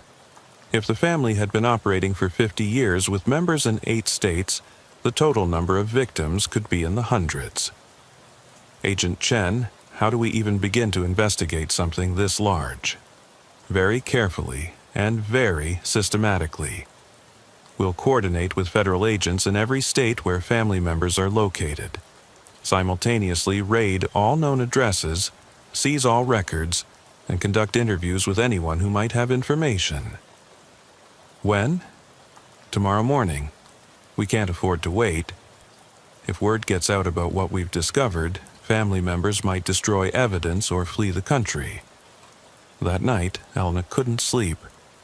She lay in bed thinking about the victims whose bodies were buried beneath the Whitmore ranch, about the families who had spent decades wondering what happened to their missing loved ones. She thought about Deputy Morrison and the corruption that had allowed these crimes to continue for so long. But mostly, she thought about the systematic nature of the evil they had uncovered. This wasn't the work of a single disturbed individual, or even a small group of criminals. This was a multi-generational criminal enterprise that had corrupted law enforcement, eliminated threats, and accumulated wealth and power through decades of carefully planned murder. At 6 o'clock the next morning, Elena's phone rang. It was Agent Chen, calling with an update on the coordinated raids that were taking place across the western United States. "Sheriff, I've got good news and bad news. The good news is that we've arrested 4 more family members in Colorado, Texas, and Arizona. The bad news is that at least 3 others appear to have fled, probably warned by someone who knew about our investigation. How could they have been warned? We're not sure yet. Could be another corrupt law enforcement official, or it might be that the family had contingency plans for this kind of situation." Elena felt her stomach sink. If family members had escaped, they could continue killing while on the run, or they might retaliate against the people who had exposed their activities. "Agent Chen, what about the evidence we've recovered? Can we connect the family to specific crimes? The ledgers from the ranch are incredibly detailed. We're already matching entries to missing persons cases from multiple states. It's going to take months to process everything, but we should be able to close dozens of cold cases." Over the following weeks, the full scope of the Whitmore conspiracy became clear. FBI investigations revealed that the family had been responsible for at least 87 murders across 8 states over a period of 53 years. The victims included business rivals, potential witnesses, law enforcement officers who couldn't be corrupted, and ordinary citizens who had simply been in the wrong place at the wrong time. The corruption network was equally extensive. 23 law enforcement officers from 6 states were eventually arrested for taking bribes from the family. Several politicians and judges were also implicated in the conspiracy, having received campaign contributions or other benefits in exchange for protection. The media coverage was intense and sustained. The Whitmore case became one of the most extensively covered criminal investigations in recent memory, spawning documentaries, books, and endless speculation about how such a conspiracy could have operated for so long. For Elena, the aftermath was both professionally and personally challenging. While the FBI investigation cleared her and most of her department of any wrongdoing, the revelation that Deputy Morrison had been corrupt cast a shadow over everything they had done during his tenure. "Sheriff," Agent Chen called her one afternoon about 6 weeks after the initial arrests. "I wanted to give you an update on the investigation. We've identified the last 3 missing family members." "Where were they?" "Mexico. They'd apparently been planning an escape route for years, with false identities and financial resources already in place. Mexican authorities arrested them yesterday." "That's good news." "There's more. The interrogations have revealed information about additional burial sites. We think there might be more bodies at properties in Colorado and Texas." Elena felt tired in a way that went deeper than physical exhaustion. Every revelation brought new horrors, new evidence of the systematic evil that the Whitmore family had perpetrated for decades. "Agent Chen, when does this end?" "I wish I could give you a definitive answer, Sheriff. We're still processing evidence, still identifying victims, still untangling the financial aspects of the conspiracy. It could be years before we have a complete picture." "And the trials?" "The first ones will probably begin next year. Given the complexity of the case and the number of defendants, the legal proceedings could continue for the better part of a decade. A decade of trials, testimony, and reliving the horrors that had been hidden beneath the New Mexico desert." Elena wondered if the families of the victims would find closure in the legal process, or if the lengthy proceedings would simply prolong their suffering. "Sheriff," Agent Chen continued, "I want you to know that your department's work on this case was exemplary. If Deputy Martinez hadn't done that genealogy research, if you hadn't been willing to pursue the investigation despite the political implications, the Whitmore family might have continued killing for years." It was a generous assessment, but Elena couldn't shake the feeling that they should have uncovered the conspiracy sooner. How many lives could have been saved if someone had connected the dots earlier? 3 months after the initial arrests, Helena stood in the basement of the former Whitmore ranch, watching as forensic technicians carefully excavated the last of the burial sites. The building would eventually be demolished, but not before every piece of evidence had been recovered and every victim had been identified. Dr. Walsh approached her with a final report on the excavation. "Sheriff, we've completed the recovery process. Final count is 51 individuals buried on this property alone. 51 people whose lives had been cut short by a family that saw murder as a business tool. 51 families who would finally have answers about what happened to their missing loved ones. Dr. Walsh, were you able to identify all of them?" "Most of them. Dental records, DNA analysis, and the family's meticulous record-keeping allowed us to identify 47 of the victims. The other 4 will probably remain unknown."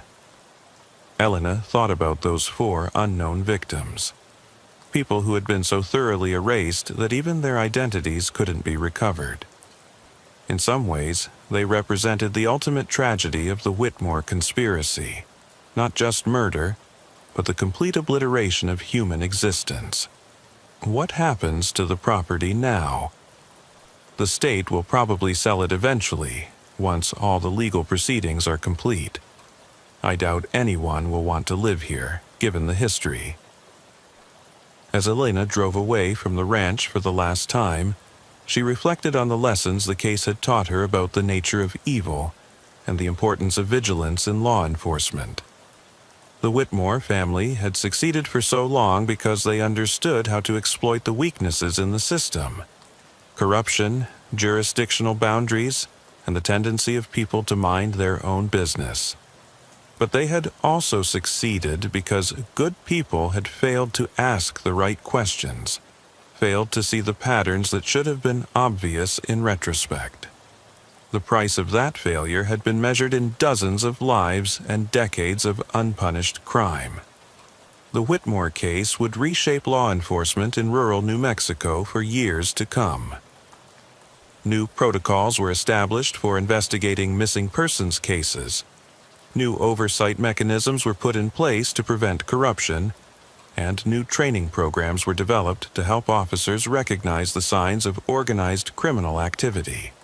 Elena remained a sheriff of Esperanza County, but the job was never the same. Every missing person report, every unsolved crime, every hint of corruption was viewed through the lens of the Whitmore case. The investigation had shown that evil could hide in plain sight for decades, and that assumption of innocence could sometimes be a luxury that law enforcement couldn't afford. 5 years later, as Elena prepared to retire from law enforcement, she received a call from Agent Chen with a final update on the case. All of the surviving Whitmore family members had been convicted and sentenced to life in prison without the possibility of parole.